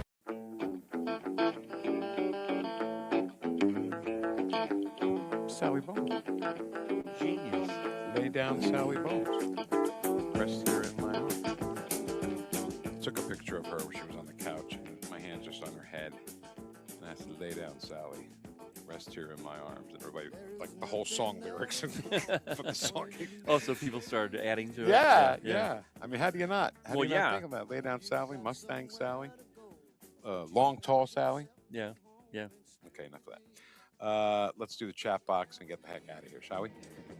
We put up all the Mid-America Veterans Museum in here too in the chat box. Oh, good, yeah. All right, but it's easy. MAVM. Go there and donate. Actually, Mid-America No, it's MAVM. Yeah, that's what I said. Oh, it's what you did say. I didn't realize that. Look at that red wall behind you there, Kenny. Does that say freedom isn't free? Yep. This place is amazing. Yeah, it is. Every time you turn, I didn't notice the map of the world there with the pins on it. So if you come here and you've served, put a pin in where you served. A lot of Iraq. You see a lot of the. Put a pin in it. What are you telling me? The map. What's that? Oh. Okay, so there you go. Looks like playing the national anthem made Facebook block us. What? What does that mean? Facebook blocked us. It said that we used copyright material. Oh, that's not the public domain. I think it's what is it? Who are the country people? Shay and Dan and Shay? Yeah, I think they are copyrighted material, and they said we couldn't use it. It's kind of like when we play the Ray Charles national anthem. It'll sometimes take us down. America the Beautiful. You mean? America the Beautiful. Yeah. I think Facebook just didn't like Well, how patriotic we were being today. Yeah, America the Beautiful I get, because it's that should be in the public domain as well. It should be, but it's a little bit more geared. It was a song that he actually was known for.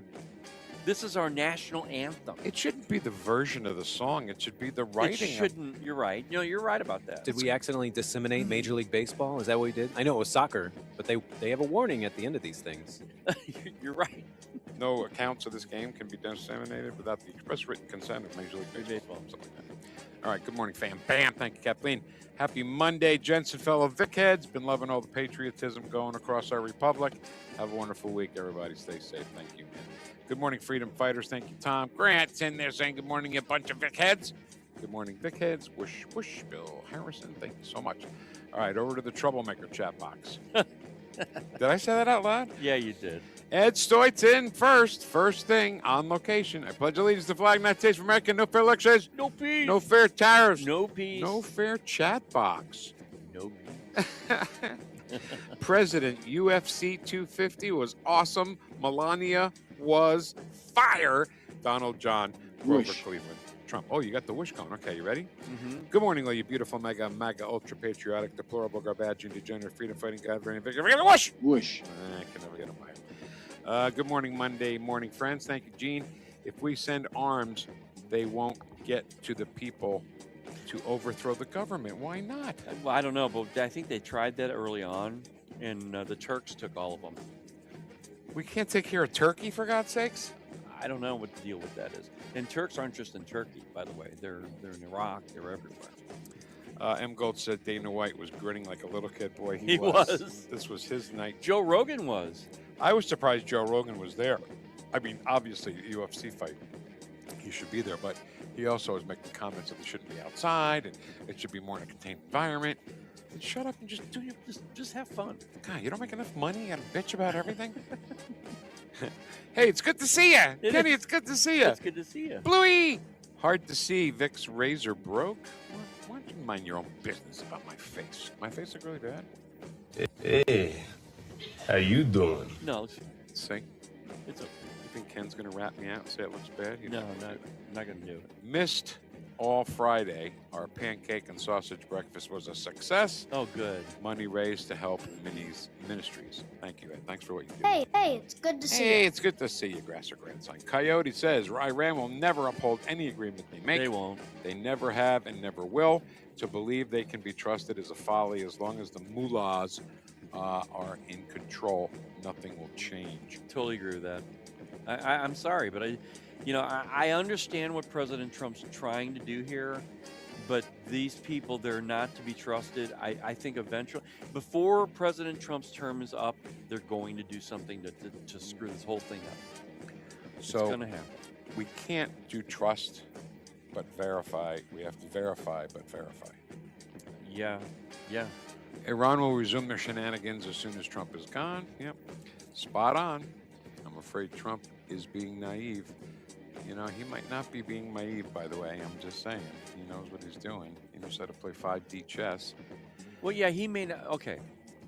I will qualify that by saying, okay, Trump is smarter than that. I know that he doesn't trust people. He as a businessman can't trust people as much as he's no kidding, on Ken. to be. Great point. You know, so he's got to be doing something behind the scenes that's a little bit different. We just don't need to know, right, Vic? We don't need to know everything, All Ken. of it. That's right. Like Ward Clark said, tell us when it's over and tell us we won. Whoosh. Saw a clip that so-called Hockaloogie dollar store Obama was on, I think he means Hakeem Jeffries. Yes. With Christian Welker yesterday. The total IQ of both of them was about 0.1. I think I lost an IQ point just seeing it. Any agreement made with Iran will be temporary at best. Iran will have to be destroyed at some time in the future. Trump kicked the can down the road. I think there's a way, and I don't believe there isn't with the technology and the amazing military that we have, that there's not a way to get the leadership and trust the leadership and let other people take over. Boy, you know how dishonest NBC was yesterday, the nightly news yesterday. Haley Jackson. What? Said the hardline people and hardline citizens were out supporting the, the current. But Yeah, no, that's a great point, Vic. Because I saw the same thing on another day. They didn't show people whooping it up. No, they were showing the existing Iranian flag of the Islamists with the swords, the red swords, and they were showing all them how they're supporting the leadership. Right. They never show all the people that are supporting to be a free Iran Because they suck, man. Right? Yeah, I don't get it. I don't understand. They should be up front and saying, here's what these people are trying to do to get away from this. But yet they act like the damn propaganda wing of the Islamic Republic. Here's some soccer education. 45-minute halves, then injury time is added at the ref's discretion. No one ever knows the exact injury time. Adds to drama at the end. It does. It adds to confusion if you don't know what the hell's going on. But it's almost like that game you play where is a time bomb and you got to toss it to the next person and they toss it back. Well, if they're playing in the middle of it, nobody knows when it's going to end. It's like, you got to score, hurry, and score, hurry. Was that toy called Time Bomb? I don't know what it was called. It was fun, though. We used to play it all the time. Back when we had it, we were kids, it was like the greatest technology. It ticked. Yeah. And then the worst sounding explosion. Oh, it was terrible. If you were stuck with it, man, it almost shot you. It was almost like a shock. But I mean, the technology was terrible. Yeah, it was awful. It was like a small AM radio I sound. think you had to wind it up. Yeah, and then It you start wasn't passing it around. electronic in any way. It was Always was a different. Right, it was not electronic. Right, terrible. We had terrible technology back then. Zach Brown Band did the anthem at the UFC 250, another A+.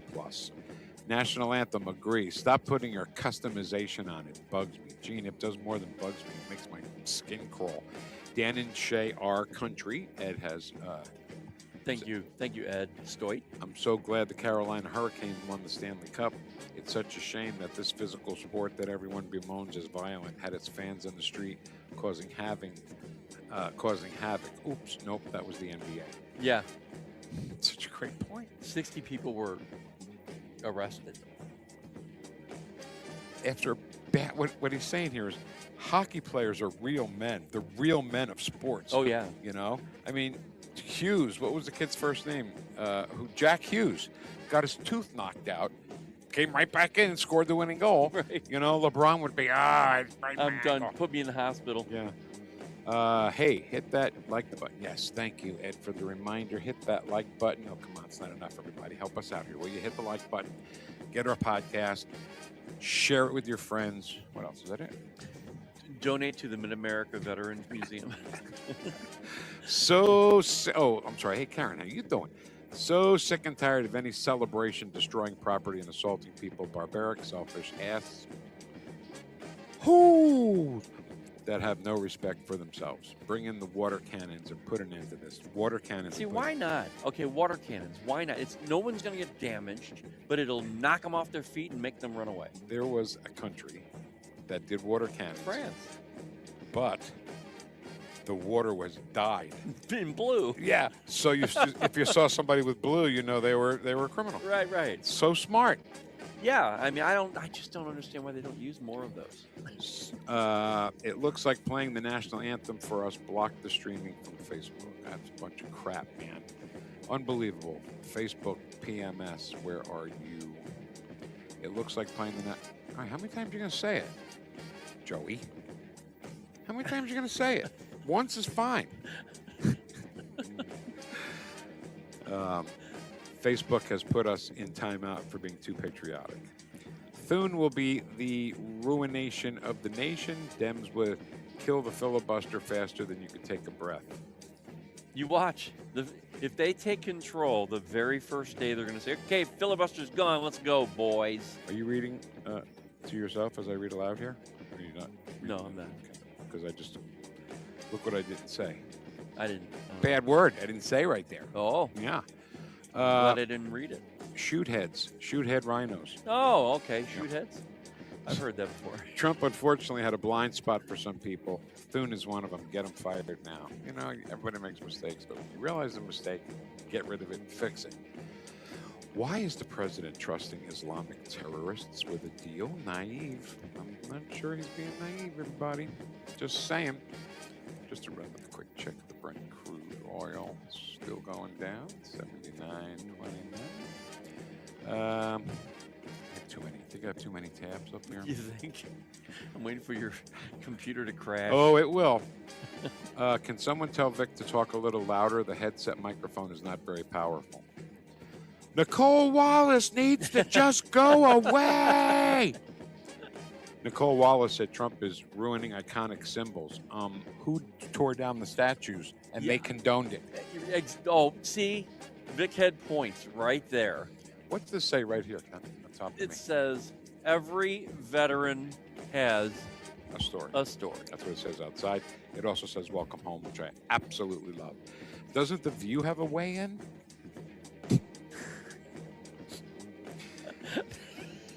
The View have a weigh-in? That's great. That's so great. B.O., that's Barack Obama, put back race relations in this country decades. He did. TB. Sorry, he did. Can lie dormant for 5 years or so, too. Who's TB? I don't know.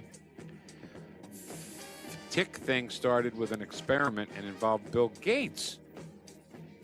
What's the name of that flu, the tick thing? The alpha-gal? Alpha-gal. Well, do we know that for sure? Do we know that for sure? You seem to know everything about Alpha-gal. We have billionaires on the show all the time. We'll call Bill Gates. Yeah, we'll call him, and he'll come on and talk about Epstein.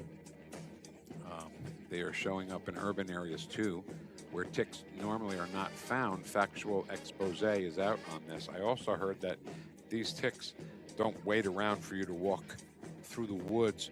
They go find you. I don't know what that's all about.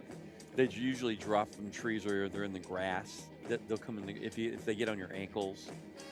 They don't wait for you to get that close. They come and find you. Do they? Yeah. What do they fly? They wake you up at night. I don't think so. Yeah, combat gear. I'm just wondering. Night vision. Well, I'll double check that. Goggles. Ward is correct. When it comes to Israel, America does not speak for them and was not part of the negotiations. Netanyahu will be hamstrung by Trump or anyone else who wants to come to their defense. Veteran Suicide Hotline 988. That's it. Three numbers. Pulse pool. Thanks, Paul. Press 1 or text 988. Terrible time with Rumble on location today. Low volume, cutting in and out. Ugh, grievance. Bring it up with... No, don't bring it up with them. Have a blessed day. You know, this place, Ken, in our last minute and a half here, has just impressed the hell out of me. And every time, first of all, every time I turn my head, I see something else that I didn't see. Yeah. Like every veteran has a story thing on top of us. Freedom isn't free. I don't know how we missed that gigantic thing over there. Also, Vietnam veteran wall stuff here, Ken. Yeah, names everything. of some Vietnam vets. That's why when you come here, you have to take some time. I mean, take a little time, and it's very somber. There's not a lot of noise. You just kind of walk around, and you can touch some things if you'd like. They don't encourage it, but they'll tell you what you can and can't. But there are signs of things you just really can't touch. But there are things you can. It's just awesome. It really is. It's amazing, and you find out the people who were in these uniforms, the sacrifices that they gave for us. Yeah, and thanks to Nina for showing us everything. Absolutely. And go to mavm.org to donate. And please do that. All right, that's it for us. Thank you so much for having the record player on at night to, kind of. I had it. I was like, ready. Listen to us. Yeah, hold on. Yeah, right here. Go. Make sure you have the record player on at night. 3 Martini Lunch. Jamie Allman coming up next. We'll see you tomorrow. Thanks, everybody. Welcome home.